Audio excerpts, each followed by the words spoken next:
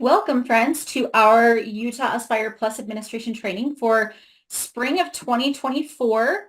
There's just a couple of people still being let in from the waiting room, so I'll just wait a little bit till we know that we're clear there, and then we'll go ahead and get started. All right, I think we're probably good. My name is Elise Fry. I am the Test Administration and Formative Assessment Specialist with the Utah State Board of Education. And I am joined by Kim Rathke, our testing coordinator, as well as Emily Ing, our support specialist today. Emily is doing our recording for us that will be posted on our assessment YouTube channel in the coming days. And Kim is monitoring the chat, as well as members of our Pearson team who are here to help out with any questions that we may have. So we'll go ahead and get started. So today's training is going to cover the purpose of the Utah Aspire Plus assessment, like a high-level overview of what's provided on the Utah Aspire Plus Resource Center, if you haven't been exploring that lately, and the functionality of the new ADAM system. This should provide you with what you need to get the process started, knowing that there will be more information provided as it becomes available. So for example, we won't be looking at reporting today, but when that guidance becomes available, we'll either set up another training or provide that guidance in one of our upcoming AD meetings. So to begin, I just want to review the purpose of the Utah Aspire Plus assessment. It is an end of grade level assessment for 9th and 10th graders. This is for all students that are enrolled in those two grades, and they will be enrolled in 4 separate tests, regardless of their course enrollment. It's a hybrid assessment made up of both ACT Aspire items and Utah Test Bank items, and the 4 subtests covering for content are English, reading, math, and science. It provides a grade level proficiency score as well as a predictive ACT score. Your window this year for testing opens March 4th, closes May 10th, and just as a heads up for you, the Pearson Help Desk coverage begins at 6:30 a.m. and ends at 7 p.m. So each LEA is responsible for determining school testing schedules. The Utah Aspire Plus test can be administered as a battery, with all tests administered in one sitting, similar to the ACT test, or it can be administered on a subject-by-subject basis. Subject tests do not have to be administered in any specific order, but they do need to follow the testing times. So for example, a school might choose to administer English tests and then mathematics tests prior to the reading and science. What you can't do is divide subject tests into multiple sessions. So once a subject test session begins, that subject test has to be completed within that sitting. Extra time is an allowable accommodation for students whose IEP or 504 or English learner plan specifies an accommodation for that extended time. It needs to be selected by the school or the district test administrator in the student's user settings. And we'll go over that later so that you can see how to do that. But if one of these accommodations has been applied, like time and a half, double time, triple time, the test will stop when the extended time runs out, just like it does for standard timing. Timing is also built in for students with accommodations for stop the clock breaks or securely extended sessions over multiple days who are using the default English text-to-speech form or the Spanish adaptive form.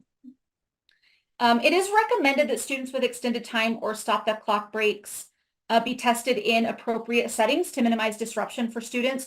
So students with various combinations of timing combinations of those timing accommodations are tested in the same room as students without extended accommodations, that wouldn't be acceptable. Students with time and a half should be with students who are time and a half. Students who are double time should be with double time, okay? So that there's less likely disruptions. So we're also making sure that we're providing the appropriate test settings for all students. Within ADAM, there are different user roles available. So currently there are 3 different types of users.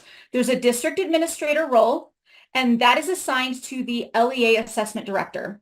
The only LEA assessment director, there's one, okay? There's only one of these.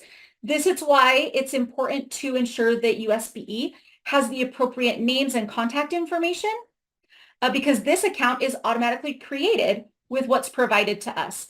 This user, the district administrator user, is responsible for creating other district level accounts associated with the LEA. You can also create school administrator accounts. You can view all data for schools associated with the LEA. This brings us to the second type of user, which is the district level user. This user has all of the same viewing permissions that the district administrator does, but they can only create accounts for school administrators, not a district administrator. They can also do district level users. Many of our assessment directors have assistants who require district level access within the ADAM system, but they might not hold the title of assessment director. These are the users who would be your district level users, okay? Finally, there is a school administrator role. Currently, this role cannot add other users, though this may change in the future.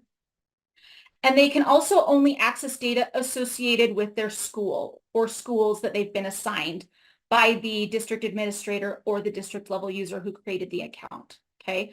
In the future, teachers will be added as a role, but this is not currently available, okay? So don't go looking for it or worrying about that part yet. When it comes to actually administering the test, though, faculty members, school administrative, clerical employees, student teachers, paraprofessionals, all of those people in your building can act as proctors for the Utah Aspire Plus test. Retired faculty members and substitute teachers can also serve as proctors if they have received the proper training for the testing ethics, okay? Parent volunteers, other high school students, they're not going to be able to act as any testing staff. If you're not sure who does what when it comes to the user roles, there will be guidance outlined in the TAM, which will be coming soon, okay? So these are the allowable materials during the administration of the Utah Aspire Plus assessment. It's going to look just the same as it has in years past. The student testing tickets contain the information each student will use to log into the assessment.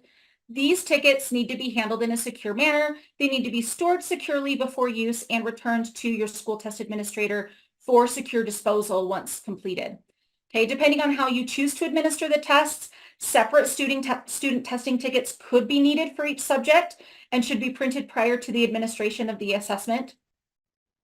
Headphones would be required as well because text-to-speech is a, I just went way forward. It's built in, text-to-speech is built in for any student. So headphones are super helpful there so that all students can be provided with that option if they choose to use it. Students should also be provided with blank scratch paper and a pencil prior to the start of the testing session. That scratch paper, as a reminder, becomes part of the secure testing materials. So students cannot take their scratch paper with them. Teachers and proctors should be collecting that at the end of every session. After the window is closed, the scratch paper should be destroyed along with the testing tickets. Okay, a calculator is available on screen, but students can also provide their own. Guidance is provided for that as well. Also, the periodic table is available within the science test if students select the exhibit button, and they can become familiar with this functionality when they use the question samplers that are available. So the next thing we're going to cover is the Utah Aspire Plus Resource Center.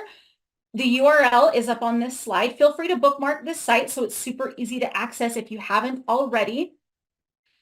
We're going to start with what appears here on the homepage. You'll note that in the very center, there are 2 applications required for Utah Aspire Plus testing. ADAM is the assessment delivery and management system accessed by administrators and eventually teachers. Okay.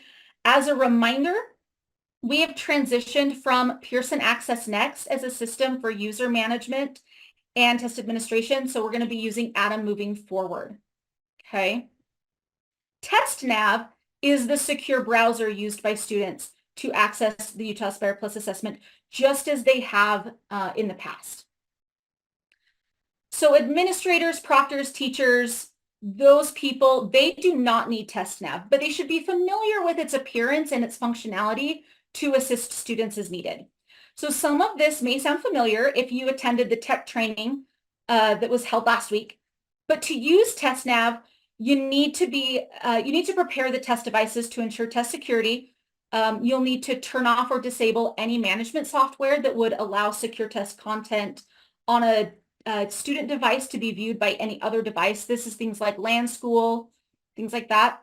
Okay, you'll need to close all software applications such as internet browsers, cameras, screen capturing, email, IMs, media players, okay, printing capability, those types of things will need to be closed. You'll also need to turn off automatic application launching. Common automatic launching software to disable are like antivirus software, screensavers, email notifications, calendar notifications, things like that.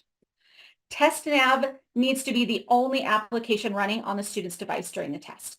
If a student attempts to use anything else, the computer automatically launches, then TestNav is going to exit the student's testing session, okay? So the second tab on the Utah Aspire Plus Resource Center is the technology setup, okay? Information on this page is going to help you prepare your devices for online testing. There are two drop-down menus which will appear on this page.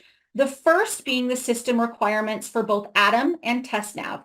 As a heads up, this information is generally more geared toward LEA tech personnel, not so much your teachers, unless they're wearing multiple hats.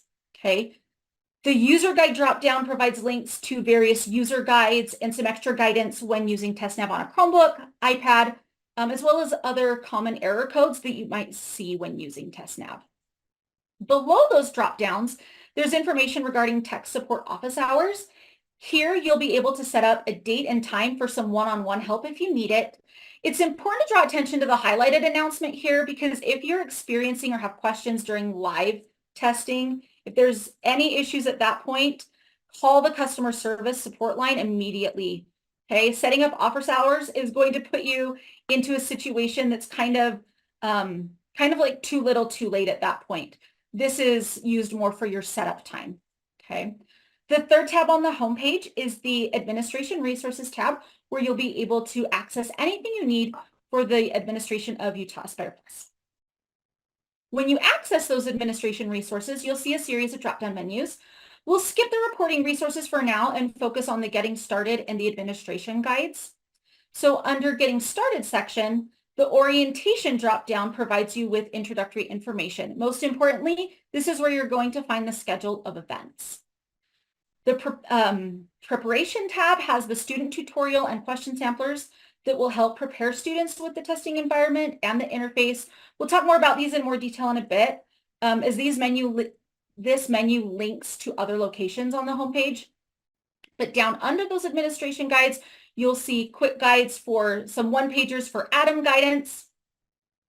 And then while the user guide drop-down has links to the TAM, quick links to common searches within the TAM will provide guidance for all pre- and post-test activities. As a note, the TAM is not currently listed there. But Tyler, correct me if I'm wrong, this is where it will be. Is that correct?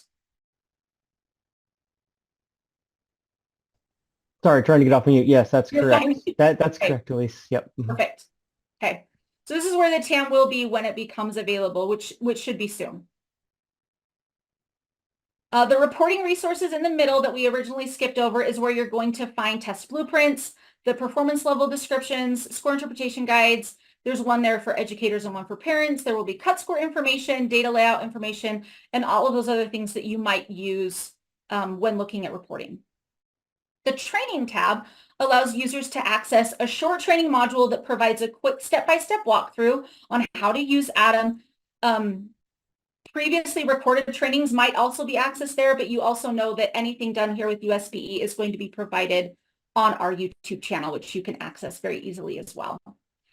The last tab, Practice Tests, takes you to the question samplers and the TestNav tutorial. So remember just a few minutes ago when I shared the Preparing for Testing dropdown, and I said that it linked to another place on the home page. This is that place. Okay, the question samplers are used to familiarize students, teachers, families, any interested party really, on how academic content is assessed. They provide examples of question formats, item types that students could see while taking the Utah Aspire Plus test. These are separated out by grade banded content, so they're not grade specific, they're content specific. There are also paper accommodated versions as well as answer keys that are provided in that same location. Paper forms for students requiring certain accommodations as well as answer keys. Again, those are there. The accommodated ones have a standard form, a large print form, and I believe there's also the human reader companion form that comes in that section. A link to the TestNav student tutorial appears below those question sampler menus. The TestNav allows students to practice with the TestNav system. The student tutorial is provided to help them become familiar with that platform. It goes through every single tool. It shows them how to use the calculator, the highlighting, the strike through, zoom, background color, all the things that they would have access to. It helps familiarize them with what those tools are and how they use them. It's a very comprehensive review of what they will encounter. Okay. This is really great for practicing with the system without worrying about the content. Okay. The contact support button will auto scroll you to the bottom of the homepage where you can find the Pearson Help Desk phone number. You can submit a help request. You can participate in a live chat if that's an easier way to do it, as well as access any online help guides for both Adam and TestNav. So at this point, we're going to stop and see if there are questions related to these 4 things. So the Utah Aspire Plus Resource Center, any technology setup questions, training tools that are provided, or TestNav. If you want to drop your questions in the chat, we're happy to address those. I'm going to go ahead and maximize my chat now so I can see it better. Where do I create test sessions? I will show you that soon. Human Reader Companion is for students who have that as an accommodation, Christine.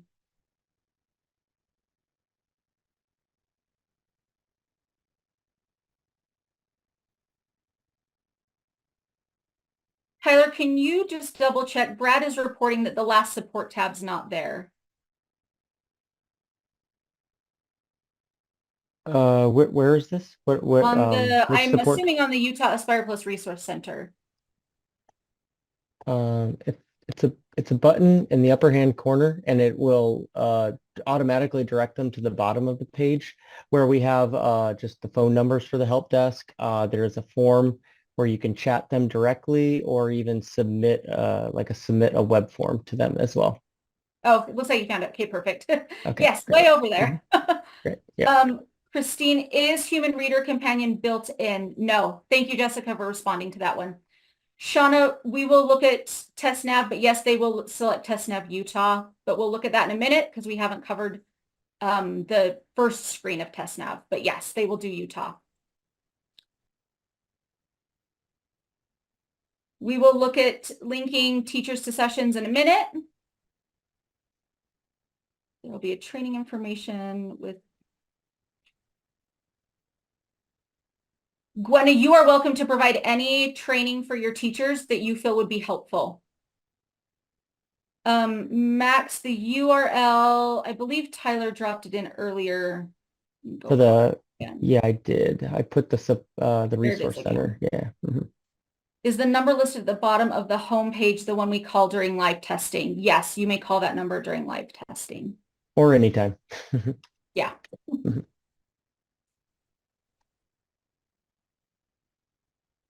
Okay.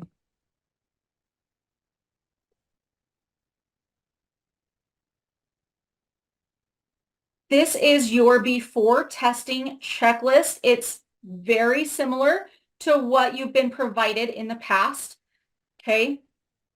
So before we get into like the nitty gritty of Adam, just as a reminder, for any information regarding the test administration and testing ethics policy, just go ahead and contact Kim Rathke, our testing coordinator, and she can help you with that if you have questions. But things to just be aware of before you get going. Remember to ensure that system requirements are met. You're going to complete an infrastructure trial. That's more for your tech personnel. You need to confirm with your tech personnel, though, that the computers that students and teachers are using meet the stated system requirements that are listed. Okay. Make sure the latest version of TestNav is loaded onto student computers. Just as a reminder, common problems that prevent the successful test administration include interference from a firewall or content filters. Again, the antivirus software. You'll want to just make sure keyboards and headphones are in working order. Students, again, can use text-to-speech to listen to stimuli or test items being read aloud. You'll want to eliminate distracting noises. We don't play music during standardized assessments, okay? Cover or remove materials that might provide hints or answers to students. If possible, it's nice to arrange the room to prevent students from being able to view others' computer screens. Notify students of the electronic device policy that no other devices are allowed during testing. And if you are collecting devices, how those are going to be collected. Electronic devices are going to include, but are not limited to, things like cell phones, smartphones, smartwatches, any internet capable device. The only exception here are students who use devices to monitor various health situations like insulin.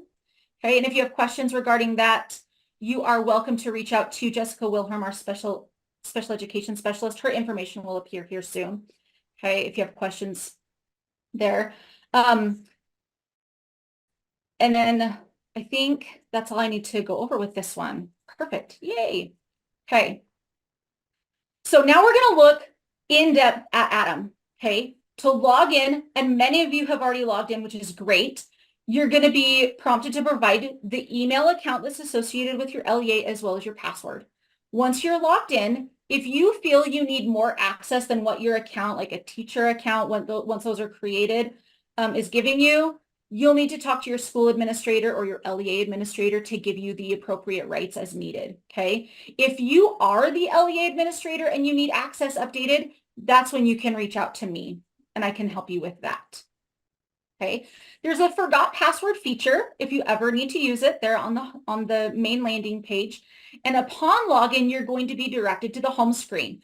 Note the menu drop downs on the left, as well as basic information regarding what you'll find under menus, as well as testing times are also included in that main portion of the screen. The system menu is where you can verify your personal information. If there are issues with your first name, last name, email, role, all of those things, you can contact me if you're an LEA level user, but school administrators and eventually teachers will be able to then reach out to their own school or district administrators. We're going to skip over test management just for a bit and go to rostering because it just makes a little more sense in the organization of how you're going to use things, because this is where user accounts are created and student data is viewed or changed. So for example, adding accommodations or a participation code. When it comes to creating accounts for your LEA, anything like that, okay? I would recommend using the filters to ensure that duplicate accounts aren't being created. So always search for an account before you just go create a new one. You can search for users by their first and last name. In the name field, you can search by school, role, status. You can even search by accommodations, rostered or unrostered students. You can also search students who are in multiple organizations. So for our dually enrolled students, okay?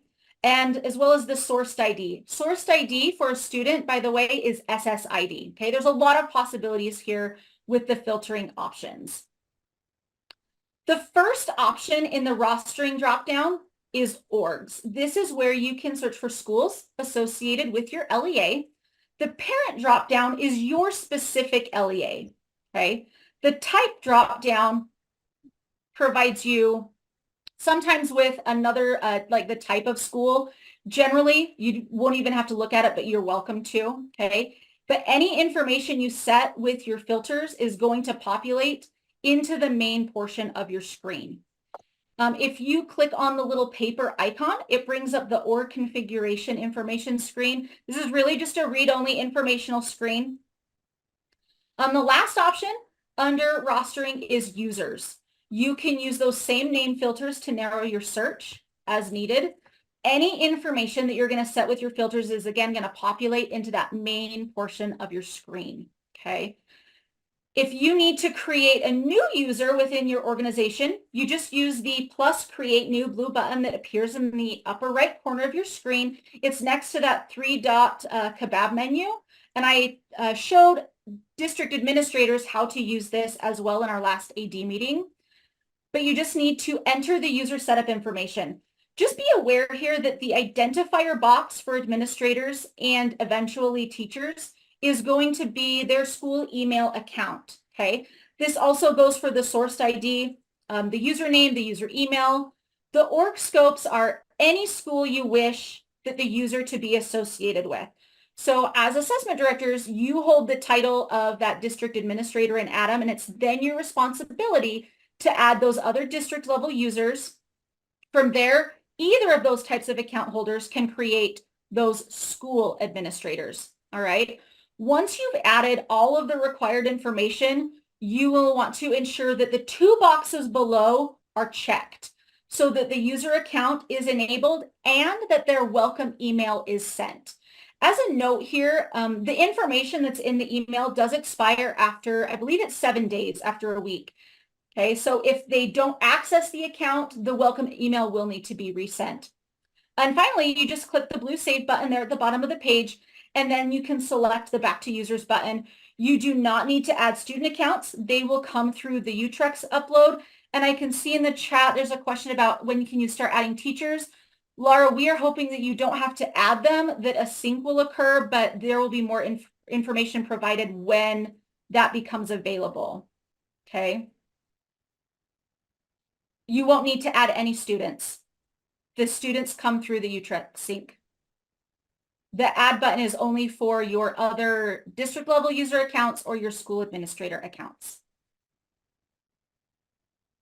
All right, so if you have users who need another welcome email sent, for example, that week has lapsed or the email didn't get found, it ended up in the spam filter, whatever happens, or if when you're creating it, you just neglect to select that send welcome email checkbox, you can select the users who need that welcome email resent by selecting the checkbox by their name using the little filters, and then up at the kebab menu, those little 3 vertical dots, you can select to send the welcome email to any users who need it again. Okay. I'm seeing more questions come in.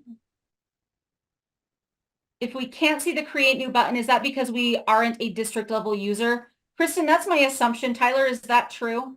Yeah, I was gonna look up her account. Okay. I'm not sure. I would assume though, yes, that is correct. Okay. Heather, no, Adam is not the same with setting accommodations. I'll go over that here soon.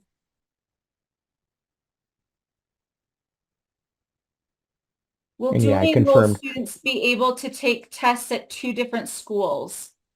Whisper, that is a great question that I do not know the answer to.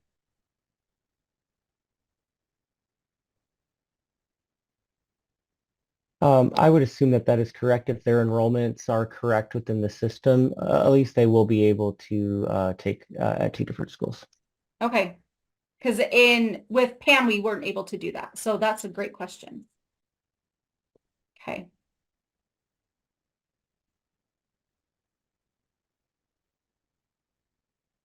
Sally, the identifier in the source ID is the email.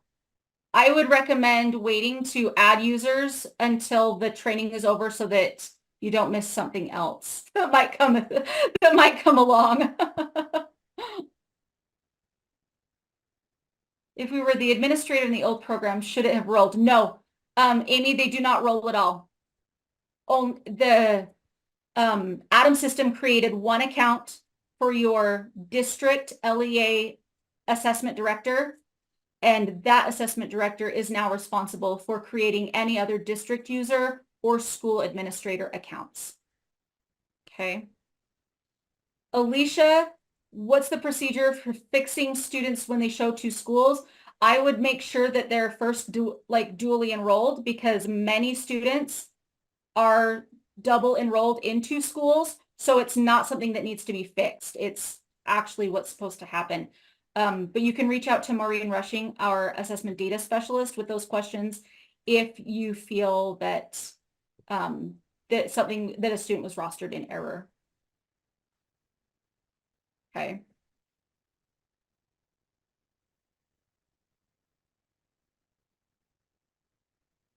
All right, if you need to complete a specific task for a specific student or a group of students, you can search by using the filter options under the user menu. So in this example, I've chosen to filter by org, so my LEA. So you can see that 2 different schools are represented in the list of populated students, okay? by the student role, by the Spanish language accommodation, and I'll teach you how to set that shortly, but that's what I've chosen to filter here, okay? I could have also added a filter for grades if that was needed. As you can see in my populated information, this is a range of students from grades 7 to 9, all right? You can use the action icons to complete various tasks. We're going to start with the first one, which is the little tiny paper pencil combo. This is the edit icon.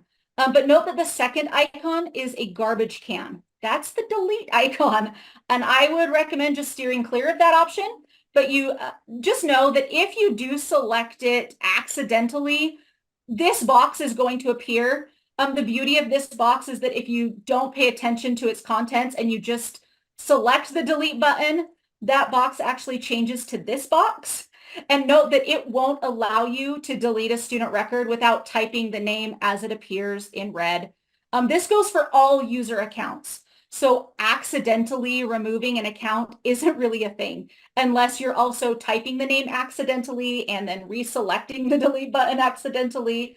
So just know that if you have a finger slip with that little garbage can, all is well and you can just hit cancel. Okay, back to that little edit pencil.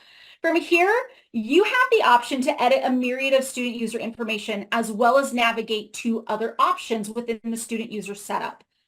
So be careful to not edit any information that you didn't intend to edit. If you make a mistake along the way, just cancel the changes rather than saving the changes.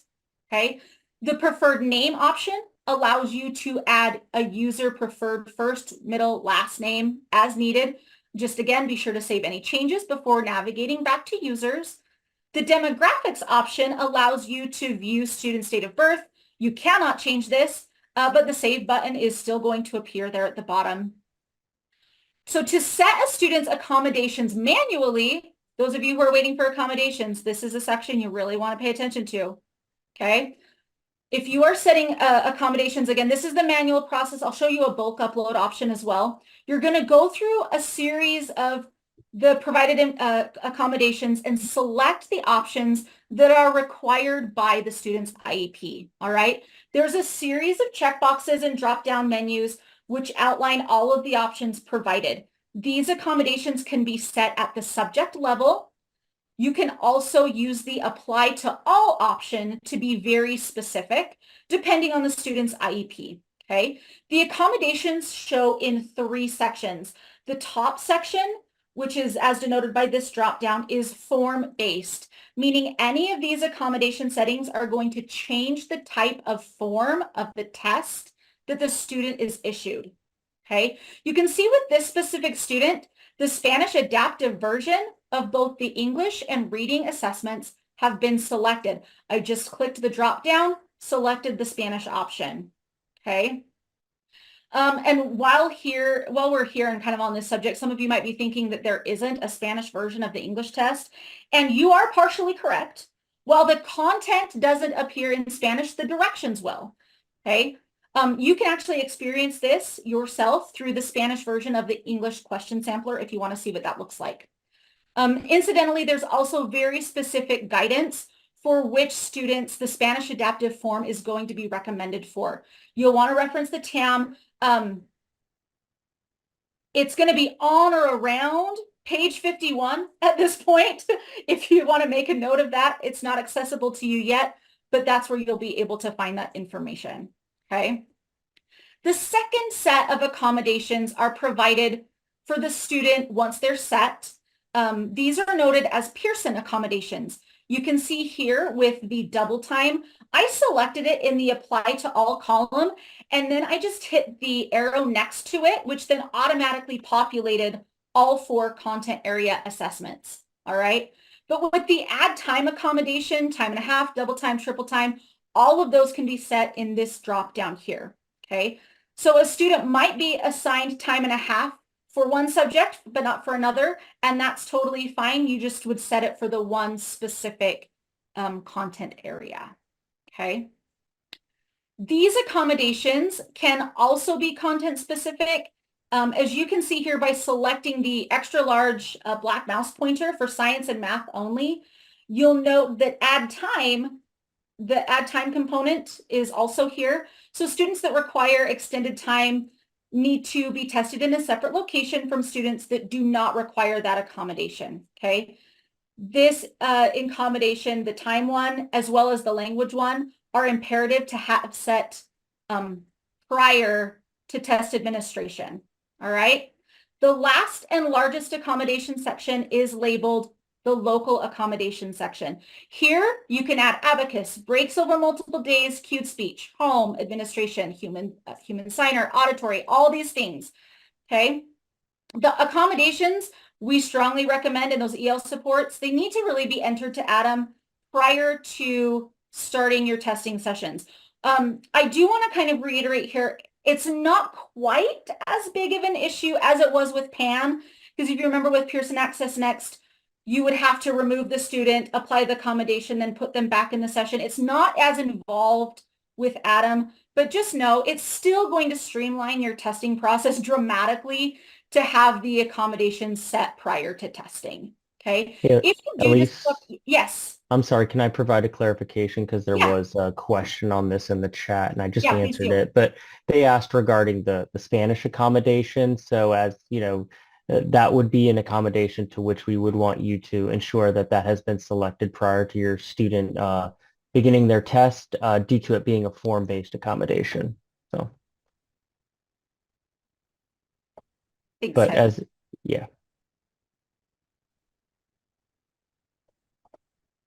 All right, so if you discover at any time that a student wasn't provided an accommodation after administration has started, you will want to follow the guidance that will be provided in the TAM. It's titled wrong test form or accommodation. It will start on or around page 162. But if the accommodation is one that makes the test form-based, like Spanish adaptive or anything with extended time, that test is going to need to be invalidated and a new form will be issued to the student. Okay. However, if it isn't form-based, like enlarged mouse print or like a Zoom percentage, you can actually just have the student log out of the test, set the accommodation, and reseat them in the test session, similar to what we do with the RISE system.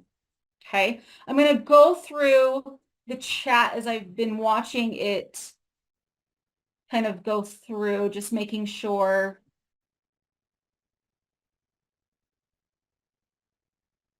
that we're covering things.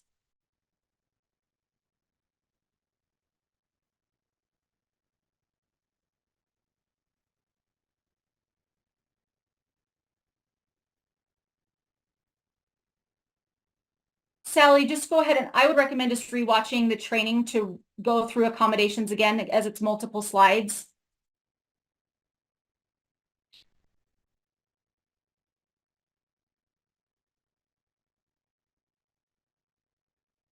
Okay, perfect. I think we're good now.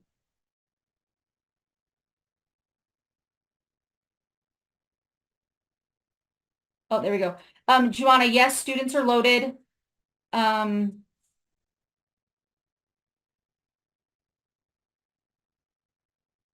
Trevor, I'm not sure if Abacus has ever been requested. Not that I've seen in the 2 years that I've done it. Lacey, a user manual will be provided, that the TAM will be provided. It's just not linked on the Utah Aspire Plus site yet. Okay.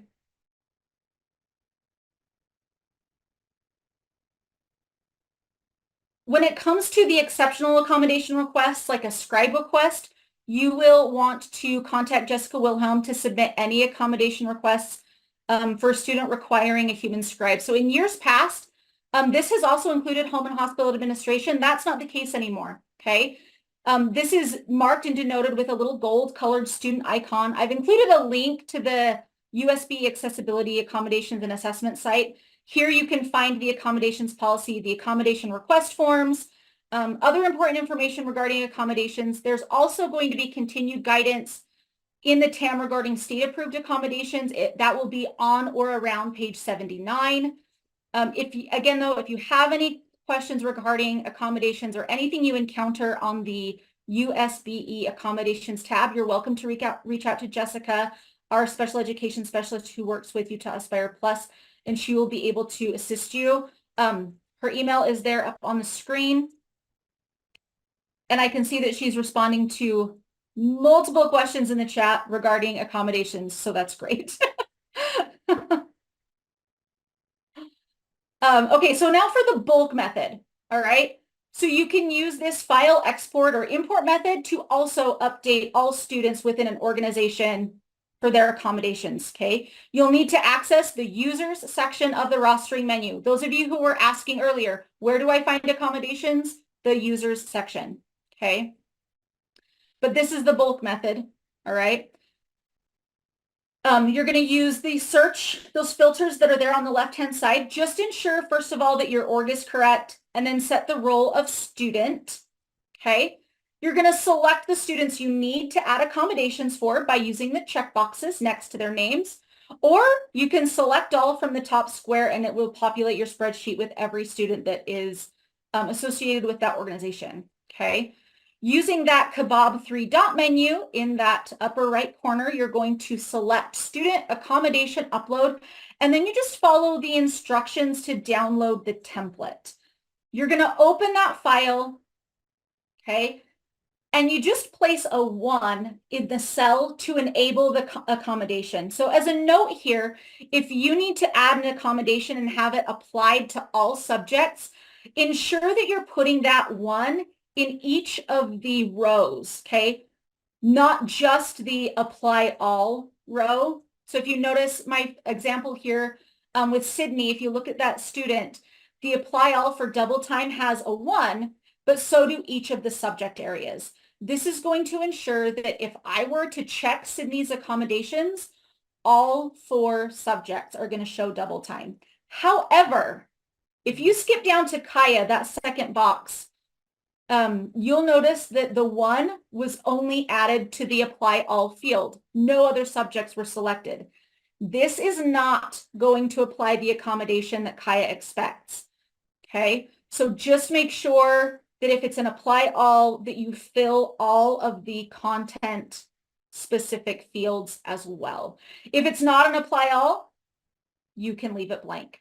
Okay, it's also important to note here, anytime you're working with spreadsheet uploads and downloads, don't change the default rows, as it's going to mess with your upload when you go to try to put it back into the Atom system. Once you've created your changes, you just save them, make sure it's a CSV file, and then upload that modified file to the Atom site. Again, if you have any questions regarding accommodations, please contact Jessica. If you're struggling with this spreadsheet, you're welcome to contact me or even the Pearson Help Desk, and we can help you figure out what nuances might need to happen for that upload to work for you.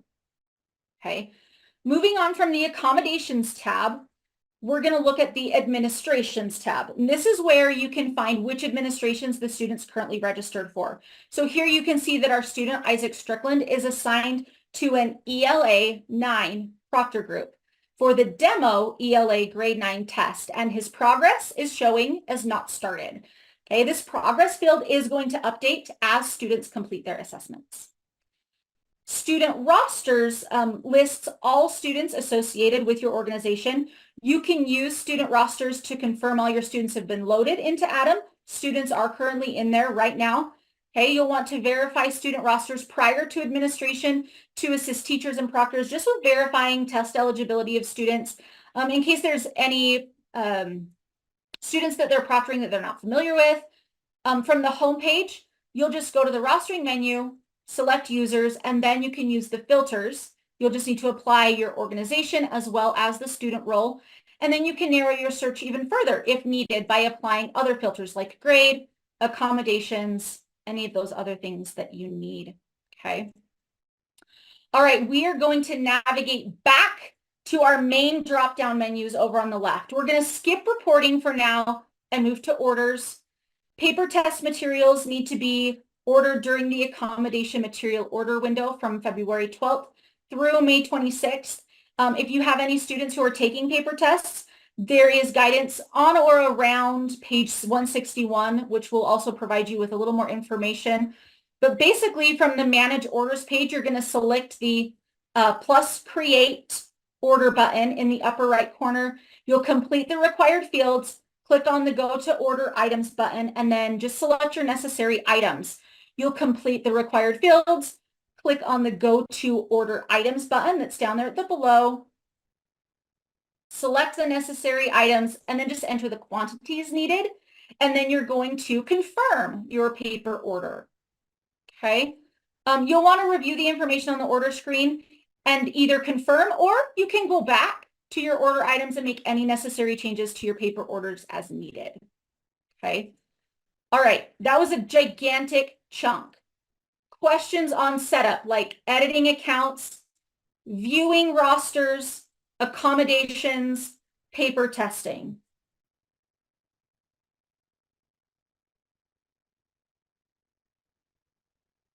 How do you export students, Natalie? Oh, it looks that one covered. Perfect. Thank you. Yeah, so I'm trying to get to that in there as fast as possible here. So You're good. Thank you so much. Yeah.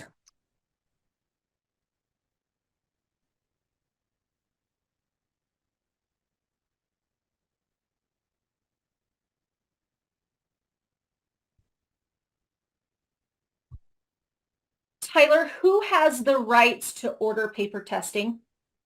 I believe that is all user roles should be able to submit orders.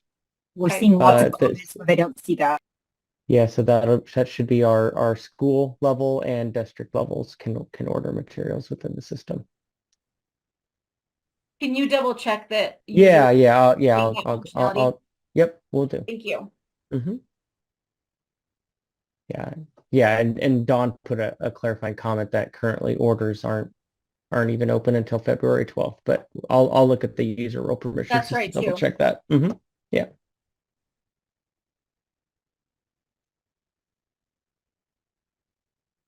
Perfect. Okay.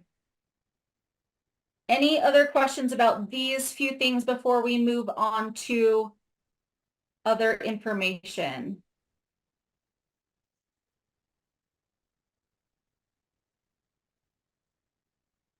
Debbie, most likely as a school administrator, all you need access to are your students.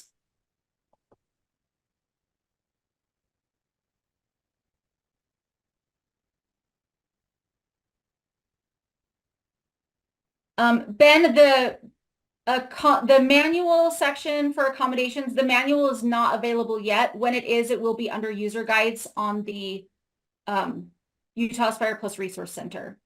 It's just not linked there yet. The page numbers I'm providing are based on the most recent draft that I've been able to review, which is why I've been saying kind of like on or around page 51, because as things change, it might shift the page number slightly before it gets published. And Debbie, while you're used to seeing teachers have not been loaded into the system yet, as we've mentioned before. Nicole, your students are there. Students have already been loaded.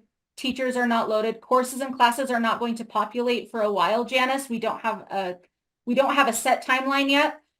I would recommend paying really close attention to the AD memos for those types of things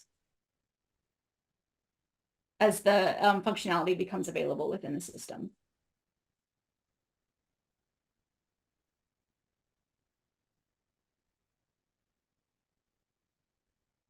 Okay.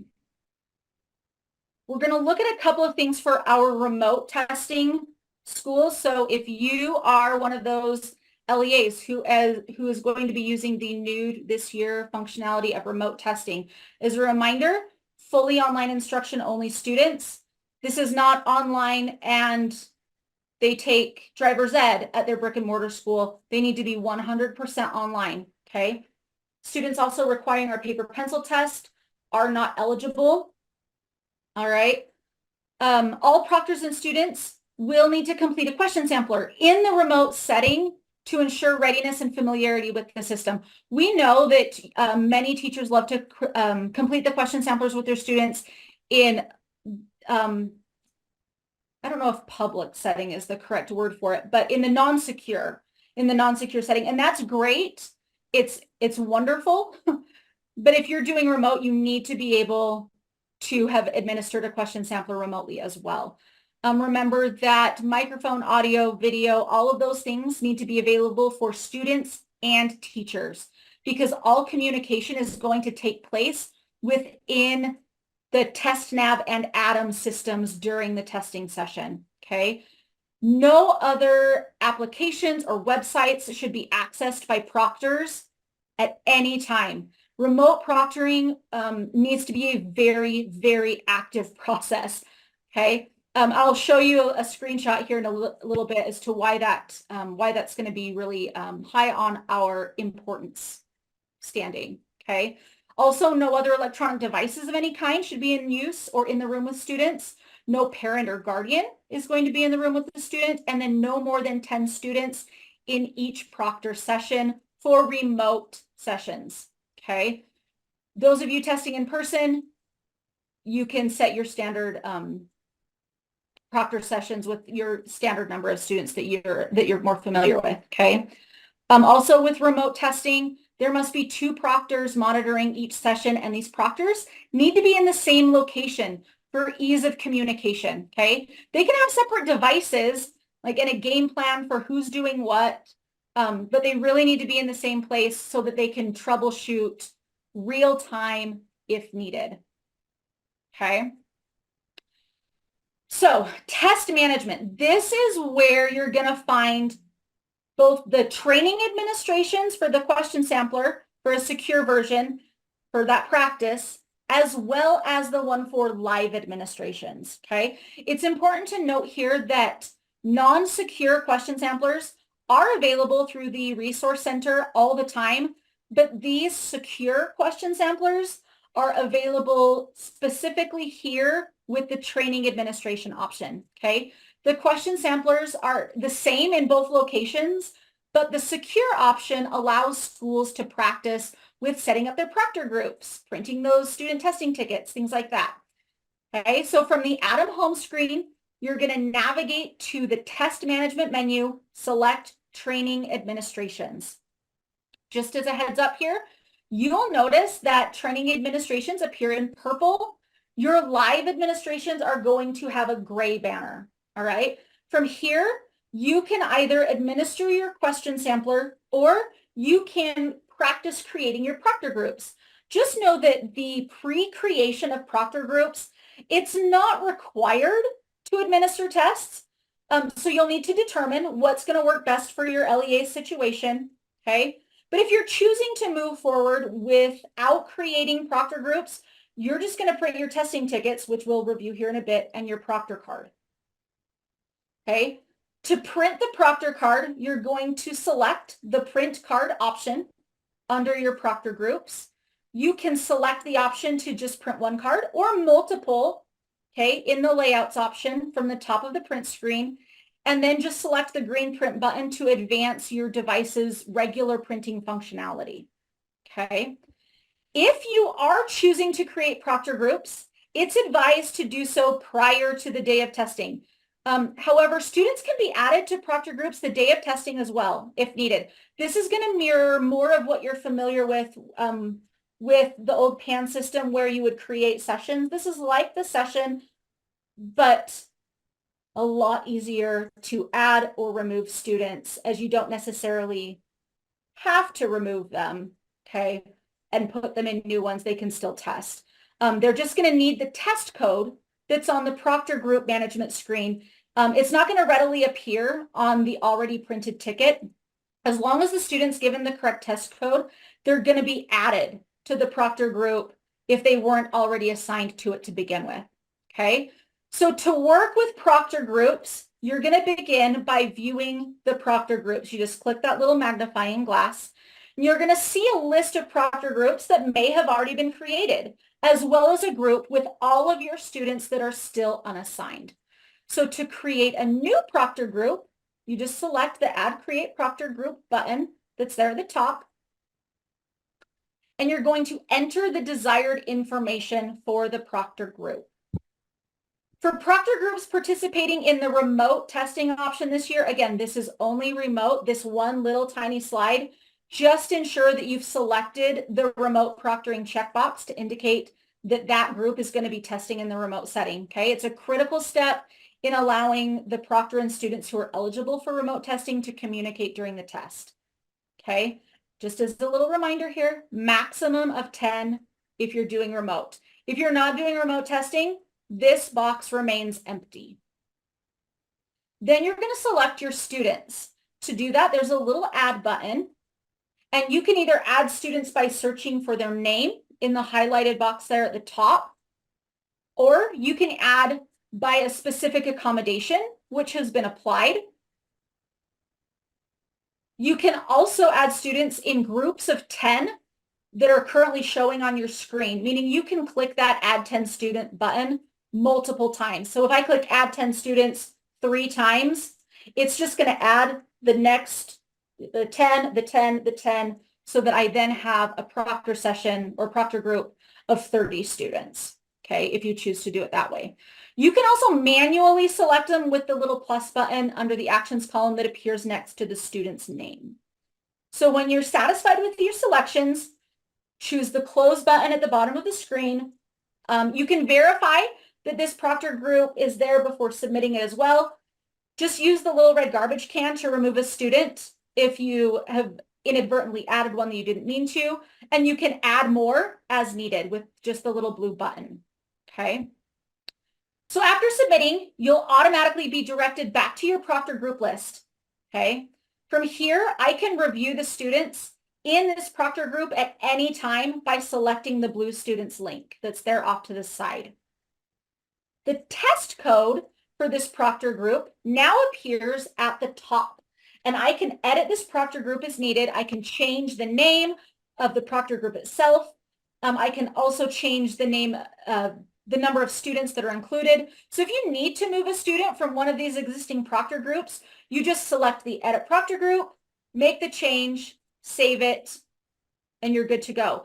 Anytime you make changes to proctor groups, it's not changing this test code at the top. The test code remains the same, okay? When it comes to these proctor groups, a couple of things to keep in mind. Students who take a test in the same room are considered a test group, so they need to have the same subject test. They need to have the same set of scripted instructions.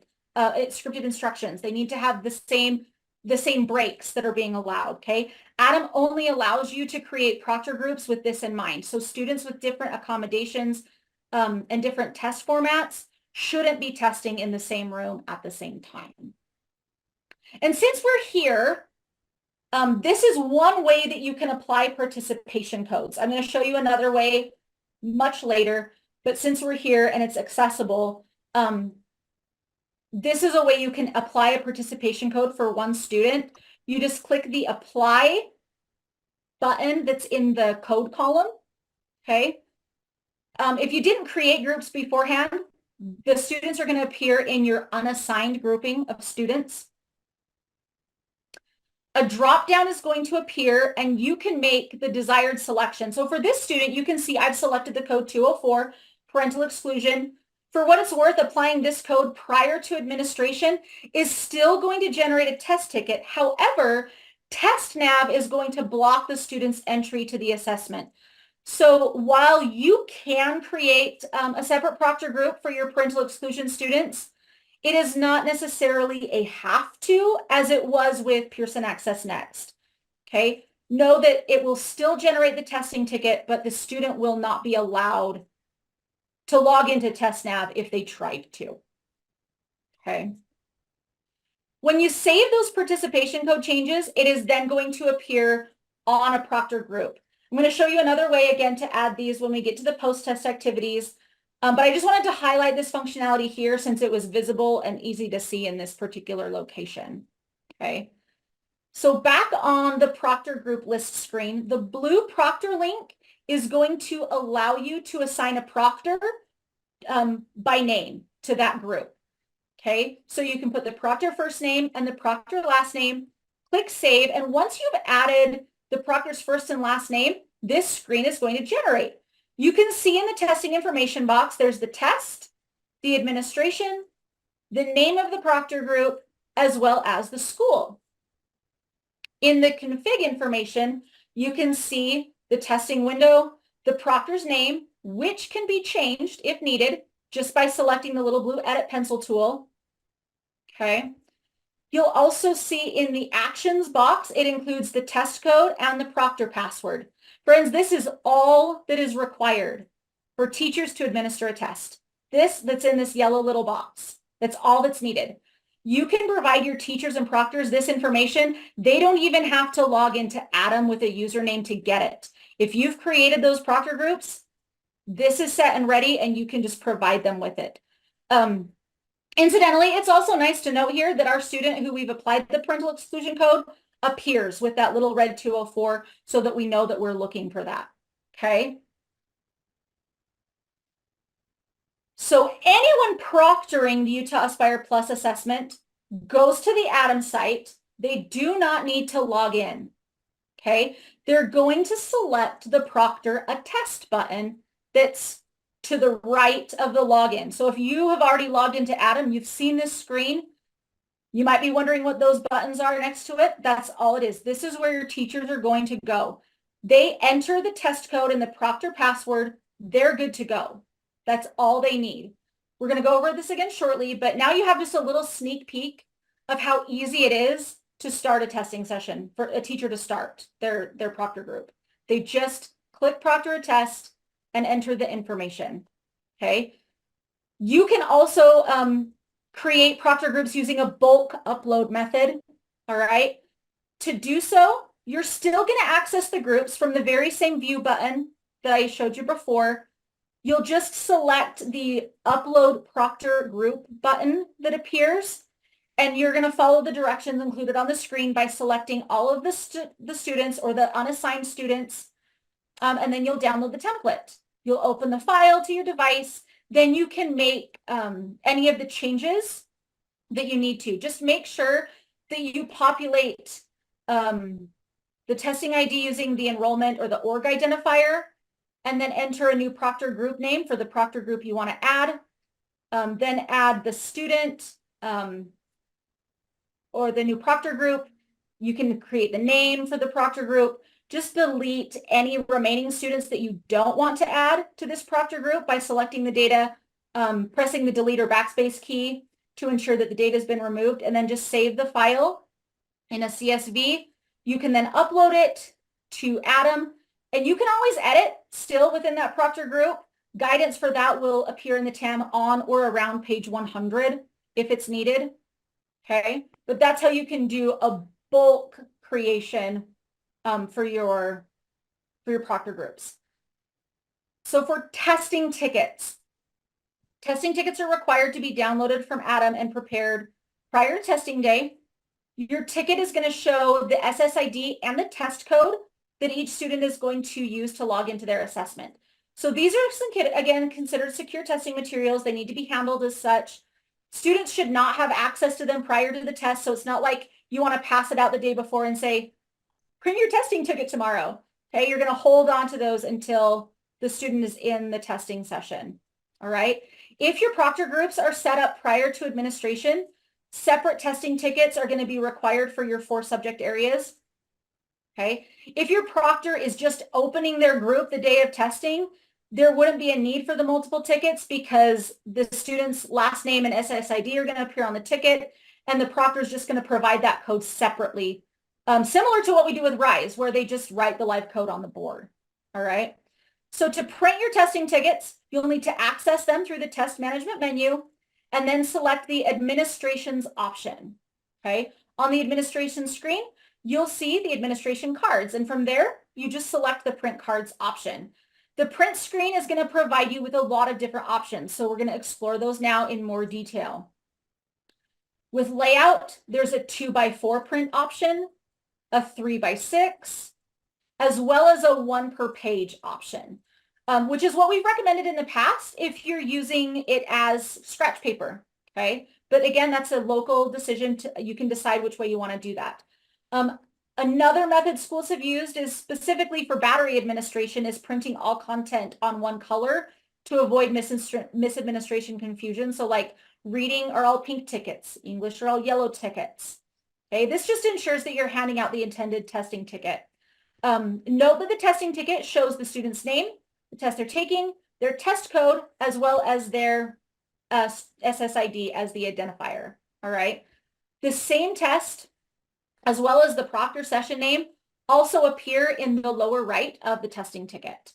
So with the 2x4 and the 3x6 options, you have a choice to toggle the dashed cutting line borders on or off by using the button I've highlighted here in yellow. If you are printing the testing tickets for multiple proctor groups at one time, it would be beneficial to select this fourth button option to include a title page for each proctor group. It just serves as a separator to the stacks of testing tickets. This is also a good way to confirm your students who have applied accommodations, as it's going to show that next to their SSID on that title page. So you can see here in this example that additional time has been added to Raya's assessment. And for me, this would be a red flag for me, because if I have students who have additional time, all of the students in my session should have additional time. So I would want to check that with my school administrator or my LEA administrator. You'll also want to pay attention to this grouping option when printing as sequential and stacked, because they are two very different layouts. Okay, the sequential option is going to group all of your students within proctor groups on the same page or set of pages. So you can see in this example that proctor groups A, B, C, D, and E all have 8 students. They're all going to print on one sheet. Proctor group F has 6 students, and so on. And there's going to be that little page divider printout in front of each of these. The stacked method will print in such a way that the students who are in the same proctor group appear in a specific area on the page. Note that there is a student from proctor group A in the top left position of each page. And this is going to naturally separate your proctor groups into stacks after you've cut the testing tickets apart. So it depends on how you choose to print them, but I wanted you to be aware that sequential and stacked are going to organize them very, very differently. Okay. The Choose Proctor Groups option button is going to allow you to select all of the proctor groups associated with your organization, or you can select specific ones just by toggling their checkboxes, depending on which testing tickets you are planning to print at that moment. So once you have selected your desired testing tickets to print, you push the green print button, which will bring up your device's expected printing functionality. I put 2 examples on this slide for you so you can kind of see how the testing ticket print details change when I apply various changes. The first set of test tickets had 5 proctor groups with 13 pages of tickets, where the second instance shows 4 proctor groups printing 92 pages of testing tickets. So just kind of keep that in mind when you're looking at your printing options, okay? Are there questions on creating proctor groups, adding or deleting students from proctor groups, moving them between proctor groups, applying a participation code? We'll actually cover that one at the end too, or generating testing tickets. I know there have been a lot of questions in the chat and it looks like they've all been addressed, but if there wasn't one that you feel like needed to be, you're welcome to drop it back down there. I've got it pulled back up.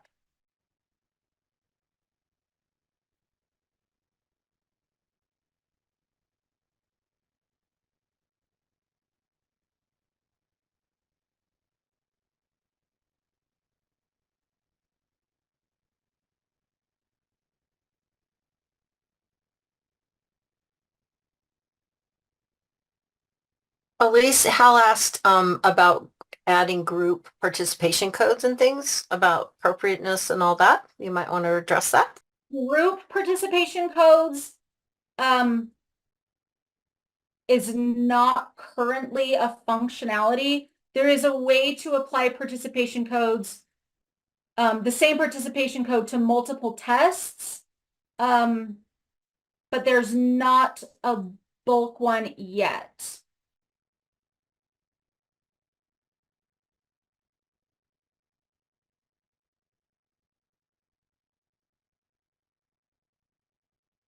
Let's see, Alicia, when is the anticipated date for the TAM rollout? I want to say soon. It's under, I would say, super final review. we're really hoping by next week, but I don't have a specific date for you.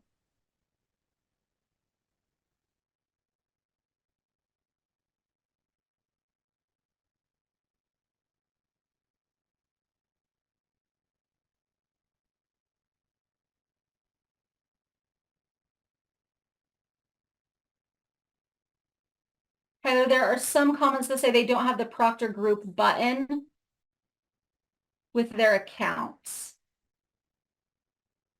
Oh, Laura, you have it? Perfect. Good.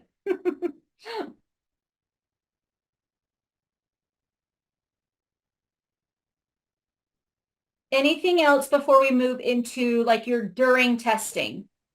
I'm sorry, Elise, I was on mute. I thought I was off mute. But the Proctor group is did they mean the View Proctor group button or which Proctor group button were they She looking says for? it's there now, so I'm Oh, assuming okay. that logging out and logging back in, Okay. I just want you should be okay. all right, just want to make sure.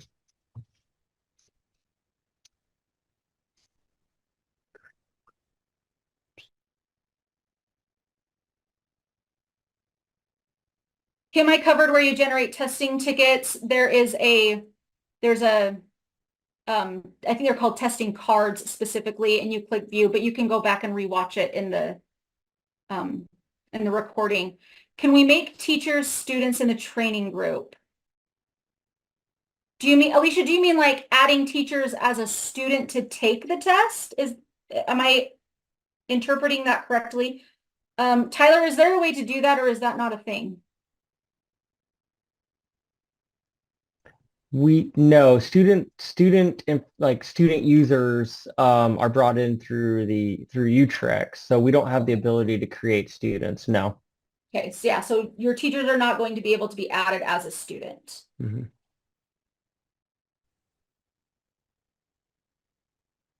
Tyler, there are still a couple of users reporting that they logged out and logged back in, and the Create Proctor Group button is I'm not looking. available for them. Yeah, Okay, I'm looking into that one right away. Mm-hmm. perfect.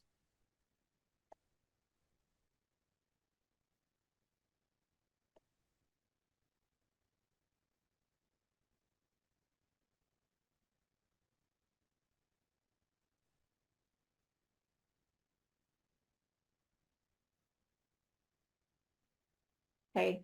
While they're doing some troubleshooting with that, I'm going to go on to your during testing checklist, which again looks very similar to what you have seen with past administrations. So tests are going to be proctored through the system, all right, as well as walking around the classroom with students. 2 proctors should be used. One can be the roaming proctor, who might also be monitoring open sessions using the test administration system. Just make sure that your classroom proctors are circulating the classroom, okay? You'll have your testing tickets for both students and proctors. Any scripting that needs to be read, make sure is provided. Students are going to log in and test. You'll monitor your testing groups. You collect your tickets and your scratch paper, and then there will be your makeup testing, okay?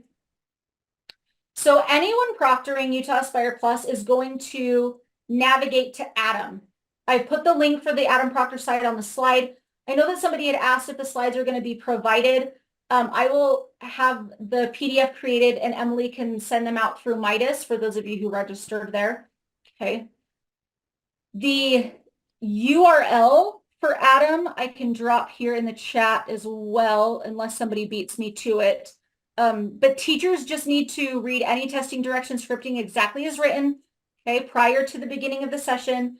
Note that there is a proctor code and a proctor password, which will need to be entered by the proctor to begin the session for the proctor group. Those of you who are doing remote testing are required to have 2 proctors actively monitoring your test sessions in the same location, okay? Those 2 people are actually going to enter the same test code and proctor password.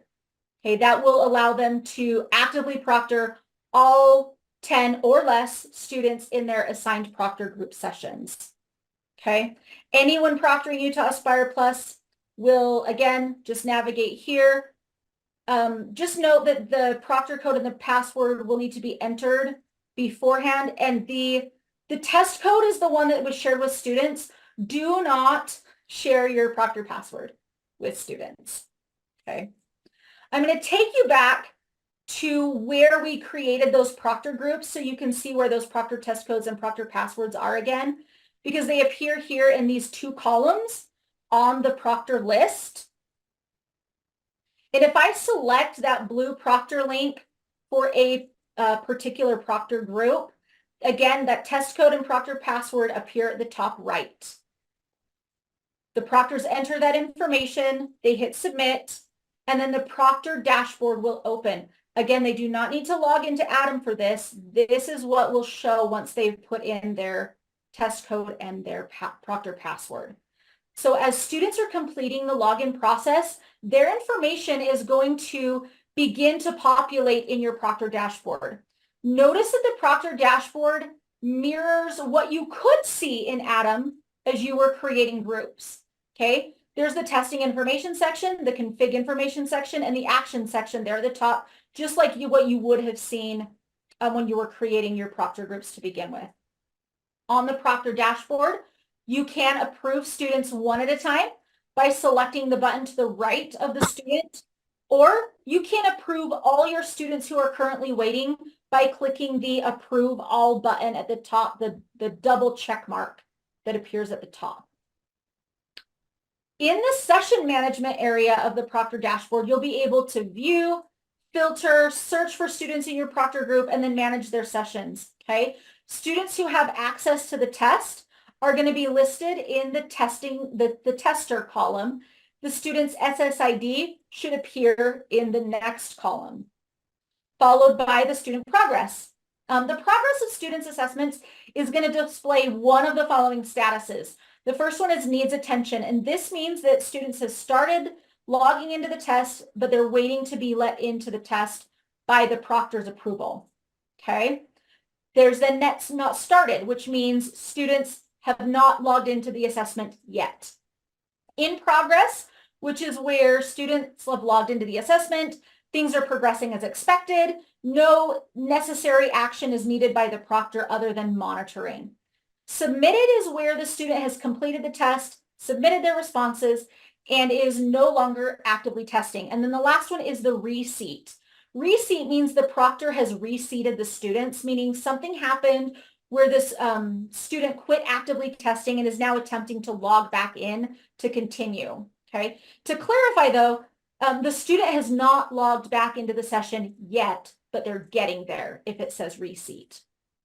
Next is the start time. Just a note here, the Proctor does not start the test from the Proctor dashboard.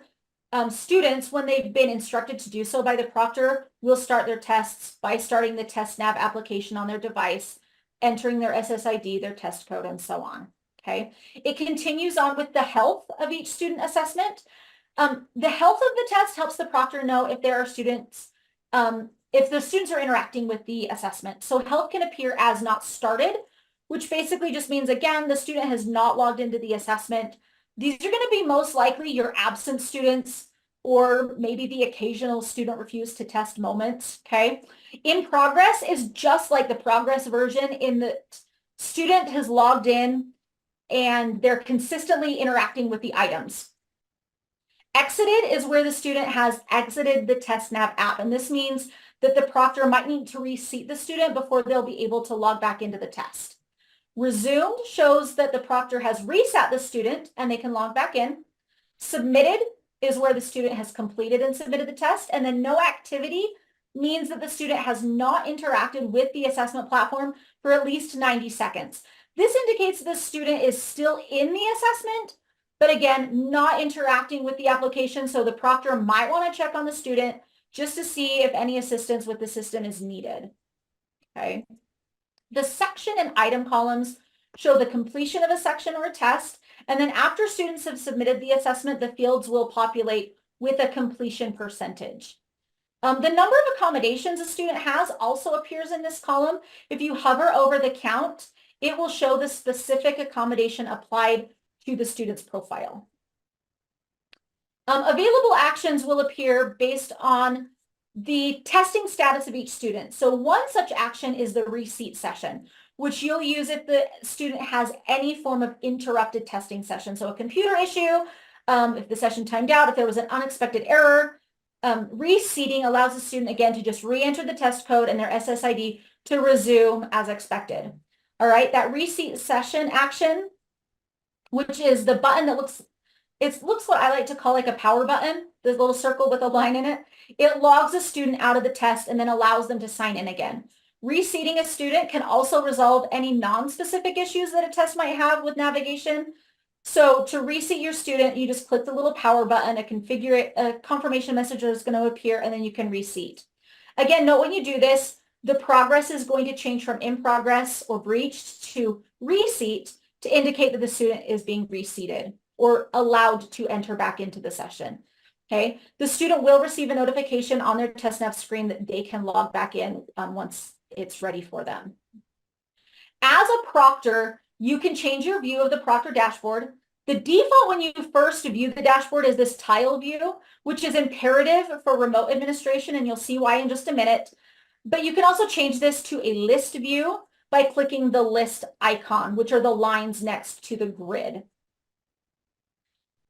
For remote sessions, proctors will still begin by navigating to Adam. The 2 proctors you have for each session use that same exact test code and proctor password to monitor their group. They're just going to need to confirm their proctor information, and once confirmed, they'll enter their own first and last name. As a reminder, that test code will need to be communicated to students in your proctor group through your LMS system prior to the testing session if you are doing remote proctoring, okay? If you're providing them with the testing ticket, it's going to also appear on the testing ticket along with their name and SSID, all right? Keep in mind that when you share this information, again, with your students, this is only the test code.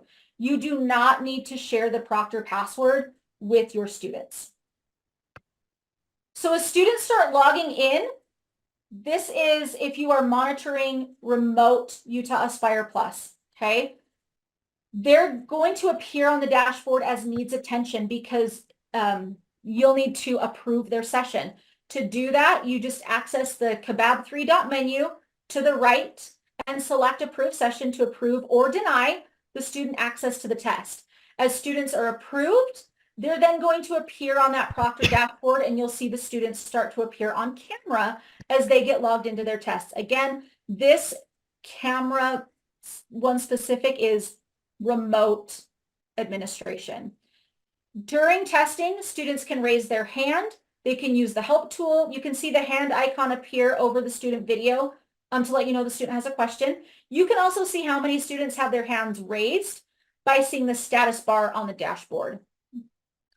You can also communicate one-on-one with students in that remote session using the chat feature. You'll see the chat with the blue hand icon, like another notification that the student has their hand raised and needs assistance. Now, I want you to stop for a minute and just address that you might be looking at this screenshot and thinking, this looks really busy. Isn't there a way to streamline the remote proctoring appearance? There's a lot going on here. This is precisely why having no more than 10 students in a session is imperative. Because you can see 4 videos and 4 chats on this screen at one time, along with 2 minimized chats, all from different students, okay? While you might not have 4 students asking questions at one time, this is a very real-world example of what just one proctor's computer screen is going to look like in the remote setting, okay? Again, notice there are other video feeds below the 4 that are pictured. So scrolling from top to bottom consistently, ensuring all students in your session are being monitored could be a challenge, all right? The status bar at the top does provide some extra organization for you, though, in that you can search for that one student who has their hand raised because you can kind of see it there, okay? The proctor of a remote testing session can also initiate a video call with a student to address any questions or concerns. To initiate the video call with a student who has their hand raised, you just click the Start Call button in the chat window for that particular student. And even though there's no video broadcast option, the proctor can send a broadcast message to all students in the proctor group by using this little broadcast button. It looks like a little megaphone. There is other troubleshooting guidance specific to remote administration included in the TAM. It will be on or around page 122. So if you're participating in remote administration, I would strongly recommend you write down on or around page 122 right now so that you know what to kind of look for. For more specific guidance, I just wanted to give you a really high level experience in this particular training so you kind of knew what to look for.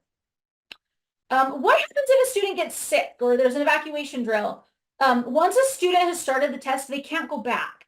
So the test would need to be submitted by the student or left as is. So if the student has answered enough questions, the test will generate a score for them. You would also use participation code 107 for like an unexpected health emergency if that were to occur. But more information on test irregularities can also be found in the TAM. It's going to be on or around page 162. But if there's ever sort of an irregularity or interruption, please immediately contact the customer service phone number.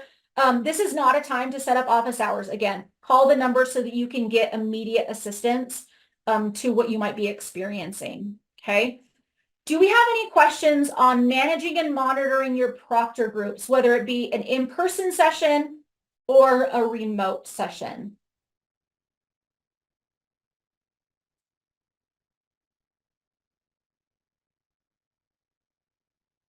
You have a question that when somebody's wondering if proctor groups are required, or can they simply use the same group for the entire sophomore class? Okay, so your proctor groups, they're not required. They are going to help you keep things organized better. Tyler, can you explain better what the situation looks like if they choose not to do proctor groups? Yeah, in another comment up, another chat earlier, but yeah, so essentially when your students are being brought into the system, they are being assigned to a unassigned proctor group. So to answer the question simply is that no, you don't necessarily need to, but as Elise stated, it would help you keep things organized.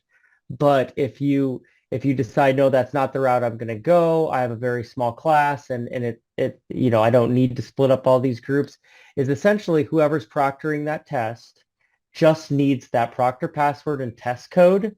So when they go to click that proctor a test and they're distributing the test code that's in their session, all the students will be added into that proctor group. So it's to answer the question simply, no, you don't have to create proctor groups.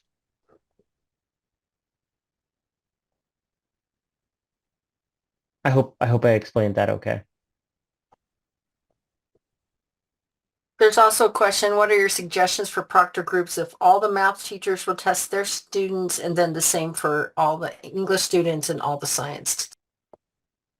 So Susan, again, this setting up your proctor groups is an LEA decision. You can do it the same way that it was done with Pearson Access Next, in that your proctor group really mirrors the test sessions. So you can assign a certain group of students to a certain teacher, whether it be a teacher's class period, or if you're doing the battery style where a teacher just takes the next 25 students in the alphabet. That's up to you how you choose to do it. We have seen it done successfully both of those ways. So if you choose to do it math teachers with their students, you are welcome to do so. But there are other LEAs that do it more battery style, where all of the students are just assigned to a specific teacher in the building and they just get all 4 done at one time. Can 9th and 10th graders be in the same proctor group? So Whisper, they can if it's the same subject. So like your 9th and 10th grade English students could like all be testing together, as long as they don't have a specific accommodation that would require them to be in a separate location, because the timing for both the English tests is the same. And then Melissa said, don't you want separate proctor groups for standard students and accommodated students? And the answer to that's yes, because they have different times. And then Sally said she heard that English wouldn't be tested on Utah Spire Plus. That is not true for this year, Sally. it will be a reading, and that change doesn't happen until 2025. This year, there is no changes to the test. And then somebody else asked, will you explain the approve all session button again? Yeah, so the approve all is just to approve all students to enter the test session, Earl. Or you can approve them one at a time, similar to if you are familiar with RISE test administration, how you can approve all students to enter at once, or you can click the checkbox individually by their name. Hey, Elise, I have a clarification on something you said prior. Oh, okay. Yeah, I didn't want to interrupt you, but no, you're fine. Yeah, the question about 9th and 10th graders proctoring together actually isn't accurate. We can't do that because the admins are set up by grade.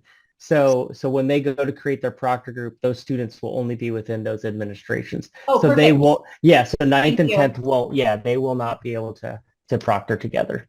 Whisper, did you get that?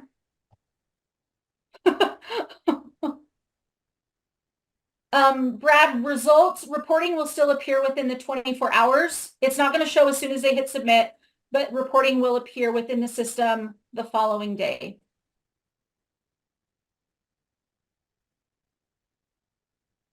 Whisper's clarifying, Tyler, but what if they do not have proctor groups? Could they still proctor them together? No, because they'll still be within the grade specific administration. So that is irrelevant because when we bring in the student data, we bring them in by their grade.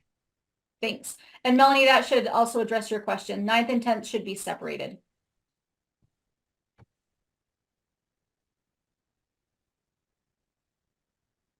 Any other questions before we look at post-test? And I'm sorry, I was trying to talk on this side, but I still see we have questions about people not seeing the create proctor group button.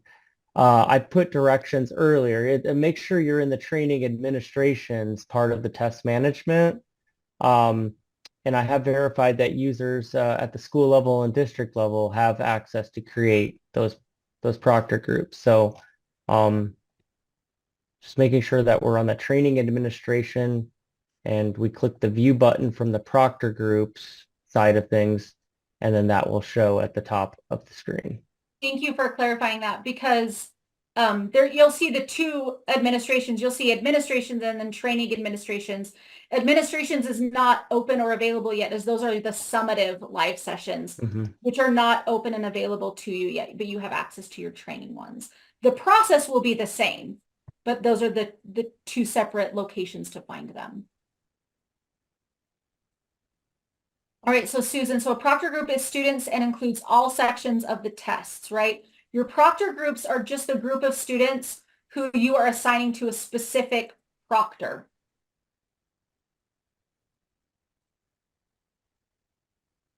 Kim, I'm not sure about this next question about test times. Why are test times for math and reading 75 minutes?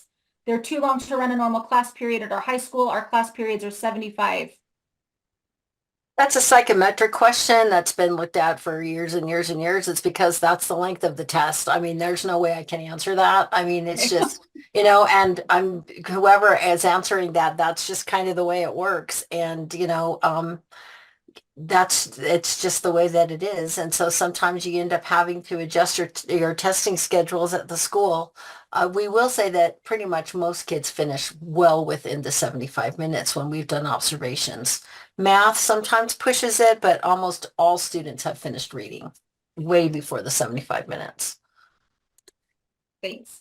Whisper, if a class is 9th and 10th graders in the same course, how do we do that? Remember, with Utah Aspire Plus, it's not course-based at all. It's not looking at your courses that your students are in. It is grade-based. So there is tests for 9th graders and a set of tests for 10th graders. Okay. Can we set up 2 proctor computers to get them all tested during the same session? You should have 2 proctors for each of your groups. Okay.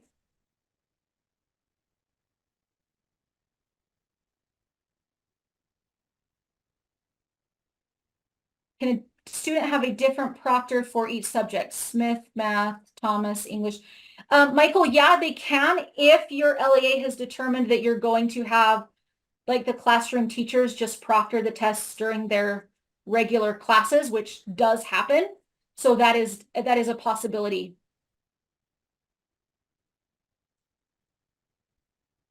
Again, that's that's an LEA decision though. So you'll want to reach out to your assessment director to determine if your LEA is doing a battery administration or if you're going to test over the course of numerous days in various class periods.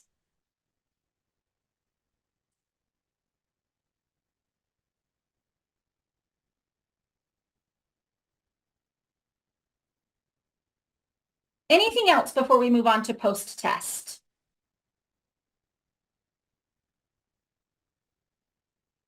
Just a call out of appreciation again to my friends who are helping monitoring the chat and answering questions. It's super helpful.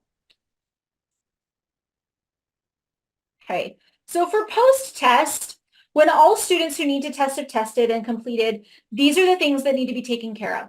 All of your testing materials, including student testing tickets, their scratch paper, all of those things need to be collected from all subject tests and returned to your school test administrator at the end of testing for secure disposal, okay? If students are testing on different subjects over multiple days, the test administrator is going to need to securely store those collected materials until all testing is complete. Once it's all done, you can securely destroy those, okay? And then we're going to look again at participation codes. So when it comes to finishing up, you might want to ensure that all students are in a submitted status in Atom. So if student tests are not submitted, they will be automatically submitted by Pearson. You don't need to worry about students in a status of not started. There was a lot of confusion once upon a time with PAN where you had to remove students from not started status and all the things. That's not a thing anymore, okay? Just ensuring that students who tested with you have hit the submit button, you're good to go, all right? Since participation codes are a part of the cleanup process, again, I'm going to mention them here. I reviewed one way to add those participation codes, but wanted to review a second way to accomplish this as well. So the default accountability code or participation code for students taking Utah Aspire Plus is 200 standard participation. This code does not need to be marked by you. It is going to be taken care of on the back end of things. Okay, but if you need to mark a different code, you can follow the steps that I mentioned earlier, where you can apply the code through the test management and administration menu, where you search for the student and then apply the code, or you can go to the operations menu and select Session Explorer and search for the student using their name or their SSID. This is going to populate all of the administrations that the student is eligible for. You'll notice there's a column for accountability codes. These are our participation codes. You just need to select any or all of the specific administrations where you want to apply the participation code by clicking the checkbox on the left or select all checkbox at the top, okay? You'll then click the set code button and select the desired code to apply from the drop-down box. You'll hit the bulk apply option, as this is just how you apply one participation code to multiple tests for one student. At this time, there is not a way to select 17 students and apply one code to all 17 students and all 17 tests at the moment. If that becomes available, I will provide that guidance for you. Okay. So with that, are there questions on participation codes? I wanted to just remind you that with reporting, more guidance will be provided as it becomes available, but there won't be anything reporting related during this particular training.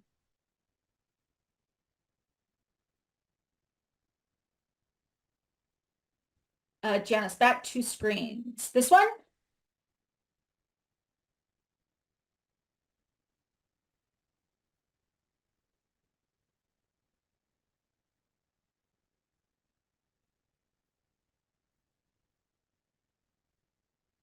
You're welcome. While Janice is looking, do you have a couple questions? As the essay, would I be able to see each group by entering the appropriate codes?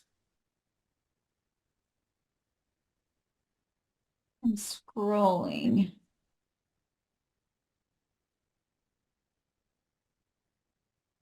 Says as the essay, I would be able to see each group by entering the appropriate code.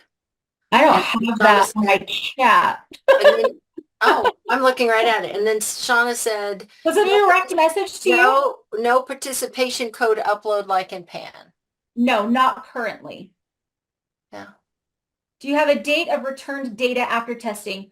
Heather, what do you mean by returned data? Because you're reporting scores, just like the on-demand really quick ones will appear 24 hours after students submit. But if you're talking about like the score data file and things like that, I am unsure of those.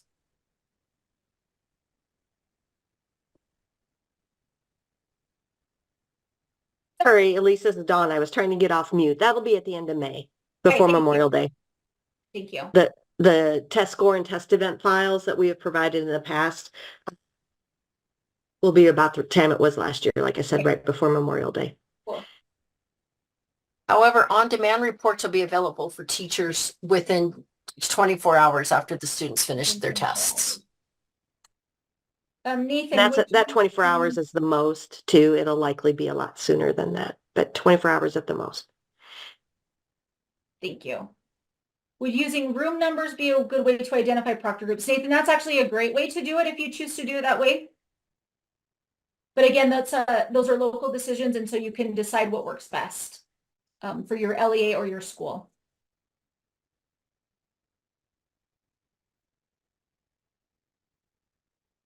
Any other questions?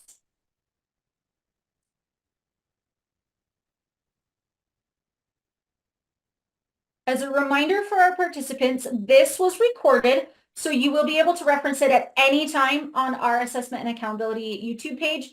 I will include the link in our assessment director, our next memo next week, so that you have access to it. Likely it will be posted before that though. I will also include in the AD memo as soon as the TAM has been posted so that you can access that. I will, again, as I mentioned before, I will get these slides in a PDF for Emily to post to the Midas training itself so that you have access to these that were provided today. But again, if you have any questions, there's still about 15 minutes and I am happy to stay on and answer questions, as are our friends from Pearson in USBE. But if you are feeling confident in what has been provided, you are welcome to sign off, and thank you so much for your attendance and participating. And we'll keep answering your questions as they come through. Can I include slides in the AD memo? Kim, are you good with that? Yeah. Yeah, once we make them PDFs, generally we always include them, just attach them to the training. But yeah, you can send them out. Okay. No problem. So yes, Brad, we will be able to do that. Any other questions? Also, Christine, I noticed that you sent me a direct message. I have sent what you sent me to Tyler and he's checking on it. Okay. The question, will there be any other practice tests like the old version have? Are you referring to the benchmark, the high school benchmark tests? Are you referring to the question samplers and practice tests? Yeah, benchmark tests are available in UTIPs now. For Earl, it's kind of important to note that we wouldn't necessarily determine or say that the high school benchmarks were practice for the Utah Aspire Plus, because they are content specific. They're delivered through a completely different system now. They're welcome to use them, but it's not like a practice test for Utah Aspire Plus. If you're looking for practice for Utah Aspire Plus, the question samplers and the student tutorial for TestNav are your best practice that is provided. Do the students need a login ticket and the code? Okay, so Melody, on the testing ticket, if you have created your proctor groups to begin with, it's already going to have the login code to begin with, along with their SSID. If that's not the case, they will be provided the code similar with RISE, if you're familiar with that system, where the student puts it in their name and their SSID, and the teacher gives them the login code at the beginning of the session. So it just kind of depends on which way you choose to administer.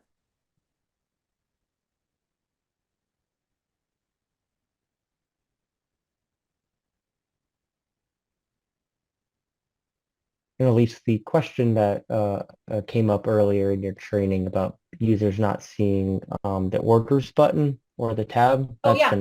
that's already been fixed. Okay. I've fixed Okay. that for everyone. Yeah. So if you don't give them testing tickets, they would need to know their SSID. Yes. They would need their SSID. They would also need, because they'll still type in their name as well, if I remember correctly. Last name. Last Yeah, name. it's last Which name. for some can get a little tricky when there's two names or there's a space or there's a hyphen. So just be aware of that. Susan, I would recommend that you print your testing tickets just as soon as you've created your proctor groups if you're doing that. For the training administrations for sure. With your other administrations, I would print them 1, 2, 3 days ahead of time. You don't want to go too far in advance, just in case there are student transfers that occur, because then you have outstanding testing tickets for students who are no longer enrolled in your school. But 1 or 2 days before is a good rule of thumb to get your testing tickets printed. And if you print them in advance, you want to make sure that you are very, very aware of anybody who, any students who turn in parental exclusion forms after your test tickets have been printed, to make sure that you pull those students out. Harold, question for scores loading to Tableau. I don't know, as I don't work with Tableau. But you could reach out to, I believe, Aaron Bruff, who could better provide guidance or a timeline on when scores make it to Tableau. What do you do with students you know are not testing at your school? For example, those who have 2 or more organizations they're associated with. Natalie, if you're entirely sure that they are not testing with your org, you don't have to necessarily do anything. If you want to create a separate proctor group for students not testing with you so that they're out of your other proctor groups, you're welcome to do that. But it's not a required. Where do we see the orders? Emberly, there's an orders menu on the left side at I believe it's at the very bottom, but it might be above reporting. Once you're logged into Atom.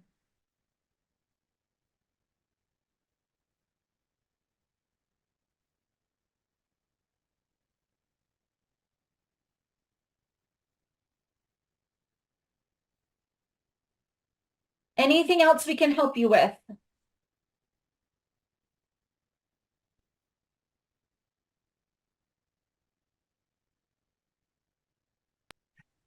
Tim sent a message to me. I don't think he meant to, but he said, do parental exclusions count against the total percentage of students tested? Federally, yes. Locally, for the state, no.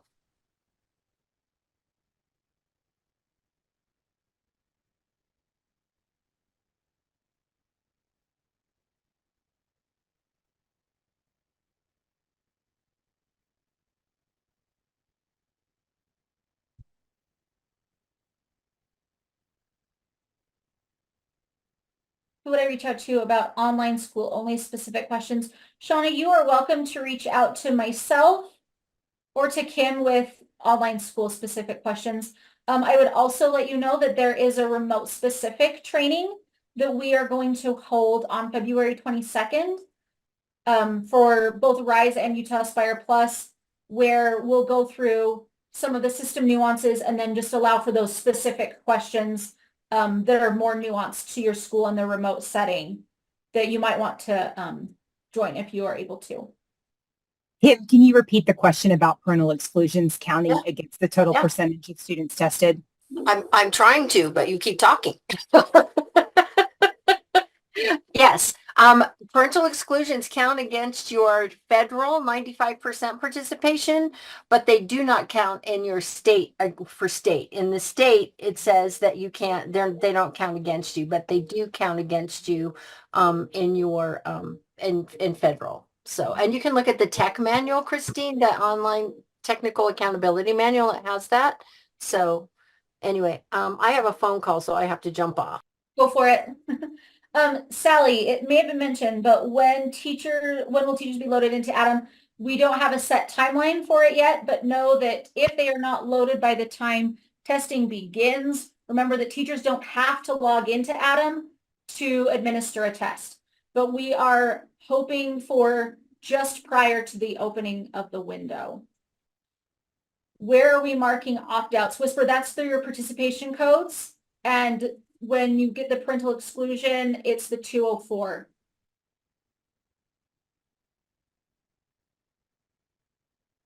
Stephen, the recording will be available on the Assessment and Accountability YouTube channel. I will also share the link through the Assessment Director memo that goes out on Tuesday afternoons.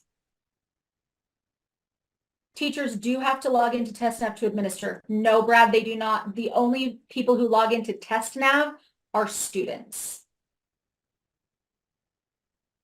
TestNav is like the secure browser. Melanie, the date and time of the remote training, it is February 22nd.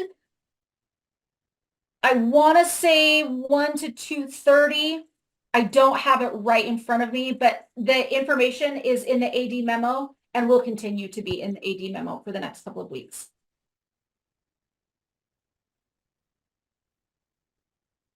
Yes, Sally, the identifier is your district level admin's email. The source ID is also the email.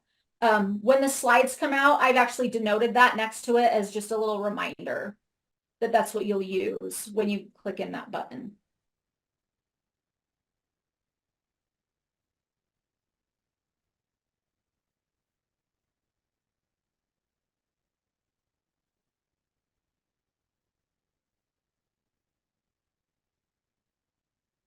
Is there anything else we can help you with?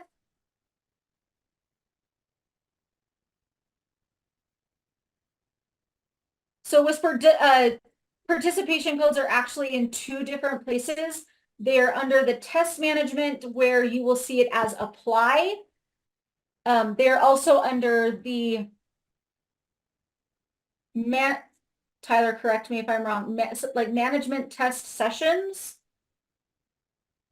Which one was this? I'm sorry, which one was this for? Where to find participation codes. Yeah, so you can go to within the test administration, and then if That's you the one where click, you look for the apply. yeah, oh, I'm sorry, they're looking for like a list of them. The test codes one. Oh, test codes. Like Yeah, the session identifier. I just yes, can't remember what the yes, menu is yes, of actually course. called. Yeah, so that will that'll either be in the Proctor, if it's the Proctor looking for the test code, it'll be under, the view Proctor groups, and then they can see all of the Proctor groups that have then been created, and that'll have the test code column there. And then, if it like you had stated earlier, if it's the student, if the Proctor group had been pre-created, it would be on the student testing ticket. If not, they would need to use the test code that is on the Proctor dashboard. Thank you. Mhm. Sally, the practice tests, there are public-facing practice tests that are linked on the Utah Aspire Plus Resource Center. The training tests that you would want to give securely are already loaded into your Atom system under training administrations. Tyler, Lacey has a question that says, we have students that are showing at our school and a school in another district. How do we solve this? Do you want her to reach out to you? She can. We can look at their enrollment, because it quite possibly, whenever it was brought into our system, they were duly enrolled, so they would probably need to adjust whatever's on the Utrecht side of things. But if she just lets me know, then I can take a look into that. Okay. Whisper, do you need to put in the 201 code? I'm not sure what it is right off the top of my head. I know that 200, you do not need to enter. There are ML codes that are also, as long as it's on your SIS, you don't need to enter. They're all noted in the TAM though, which ones you need to add specifically. So once you have access to, they're the same as the RISE ones though. They're identical. Janice, don't delete students just because we want them to still be able to go to their appropriate administration if need be.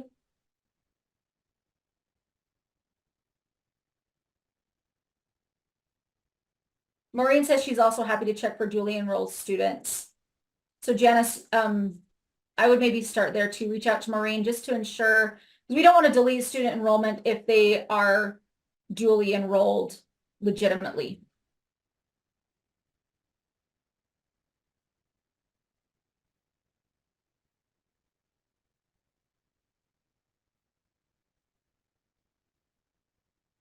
Is there a report we can run for Pearson for that? Christine, specifically what, for students who are duly enrolled or something different? Duly enrolled. Tyler, do you know if there's a way to run a report in Adam where a student is associated with two orgs? Yeah, I was just looking into that right now. I'm gonna run, I had advised earlier how to run the use at the student export, and it should include, yeah, so if you go to like your screen and in rostering where you're looking at your students, you can see right away there's like and am I allowed to share my video? I believe so. Yeah, I could actually Go share for it. if you'd like to see, yeah.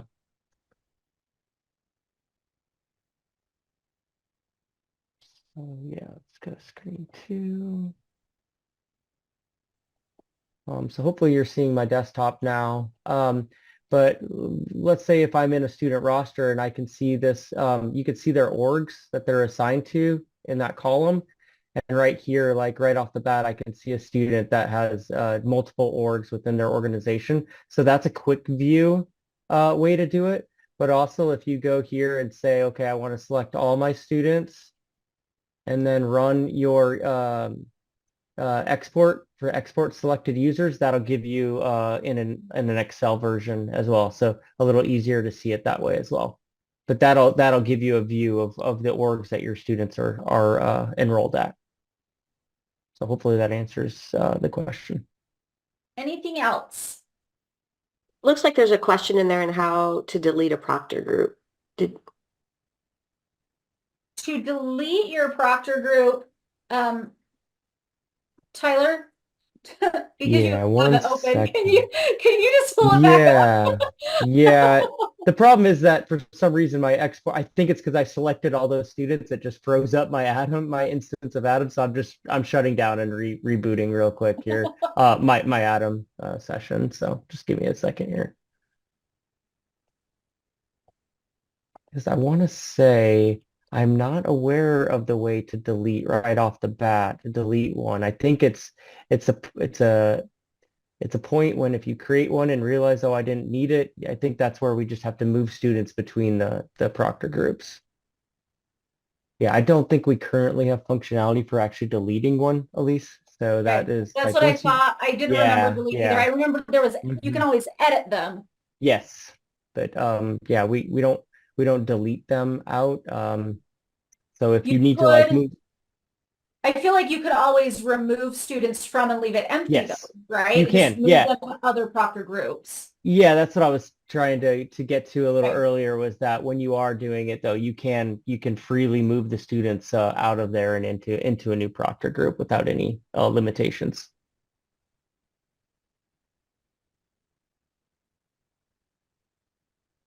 Yeah, and Emily just brought up a good point that there is a little checkbox, and sorry, I will share my desktop. There's a little checkbox at the top where you can hide empty proctor groups so that they won't show at least on your screen.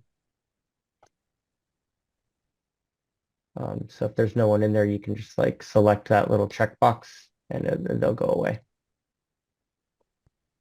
Tyler, I'm not sure how to address Christine's question either. Can you move a student to a new proctor group if they're in a different org?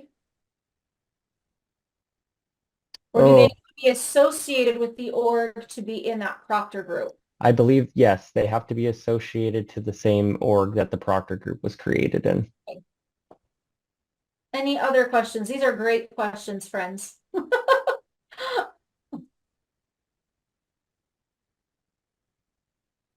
How quickly can students be changed between orgs? Heather, that is, Maureen, is 48 hours a general, like, decent way to, because you have to have the one Utrex upload from the school and then the school to Pearson, right?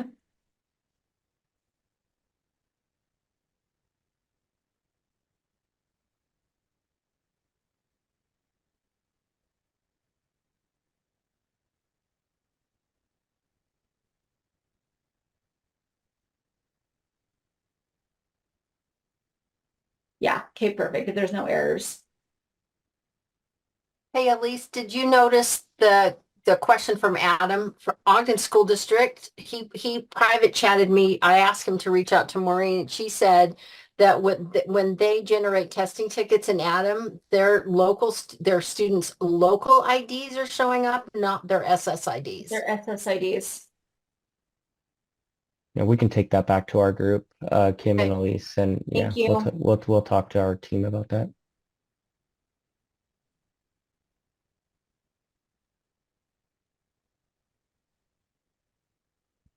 Sally, with your user that claims it's already existing, have you searched for the user, not just you under the org?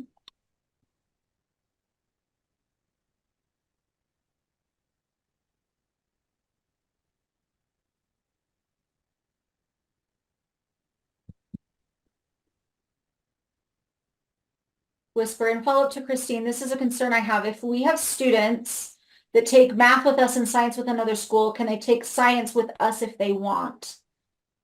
Kim, we've had them all do it at one location with previous, but it was set up in the system that way to do so. What guidance do we want to have now? Because it That's a seems like they don't have to. That's a rostering question we're going to have to talk about offline. Okay. We'll have to talk about that internally because I'm not sure. Whisper, I wish we could give you the answer right now, but I'm not sure with the new system. So that's fun. And Quest Academy is also reporting that their local student IDs are there, not their SSIDs, and Wasatch. Yeah, I would assume that. Clearly, Tyler, there's a problem. Yeah, yeah. If one person's seeing it, I would assume everyone is, and so we'll take that back, Kim, and I know we can fix it because we've already done it once. So I'll talk to our team and we can get that in there. Perfect. And Kay Palmer, where Christine responded to you about how there's the rule, Maureen has the tie break rules where she can tell you where a student is possibly rostering to take tests.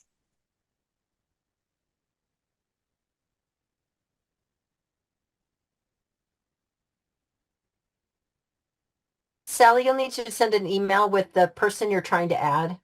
We're not going to be able to resolve that live on the show. So just send an email to Pearson or contact their help desk or Elise as well. And then we can. Yeah, you can contact me too. Yeah, we'll have to figure it out. You can see my email. Can they have items after testing? Are you, Heather, that seems like a test administration. Are you talking, but what do you mean by items? Like books, absolutely. Once they've logged out and the system they've turned off, they can always read. What they can't do is access, like if you're going to have them do something on their computers, they can't be in the same content as the test that they're currently taking. Students can always read after a book, after a test. And in fact, we highly encourage it, that they should be provided with a book so that if they finish early, they can read quietly at their desk. They can also color, a lot of students sometimes just sit and doodle on their testing tickets and stuff like that, but they always can. That's always been a consideration. They've always been able to do that. As long as they're not disrupting anybody around them and they're quiet, that is perfectly fine.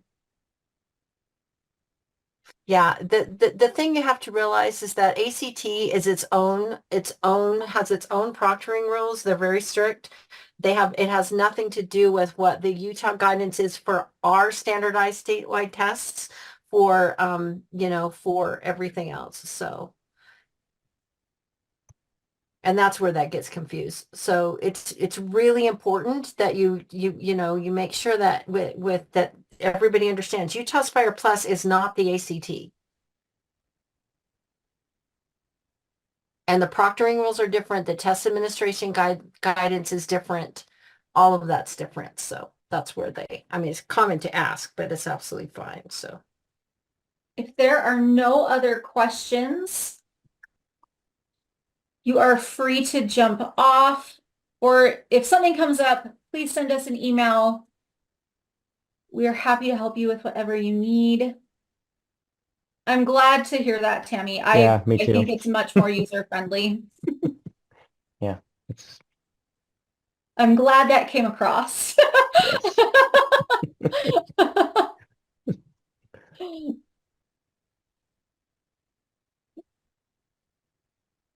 And again, for all of my Pearson and USB people, thank you so much for your help in the chat. I appreciate you immensely. Not a problem. Okay, and with that, I think we're good to go. So Emily, you can go ahead and stop the recording and close our session. Yeah, all of our brains are full, Stephen. Overflowing.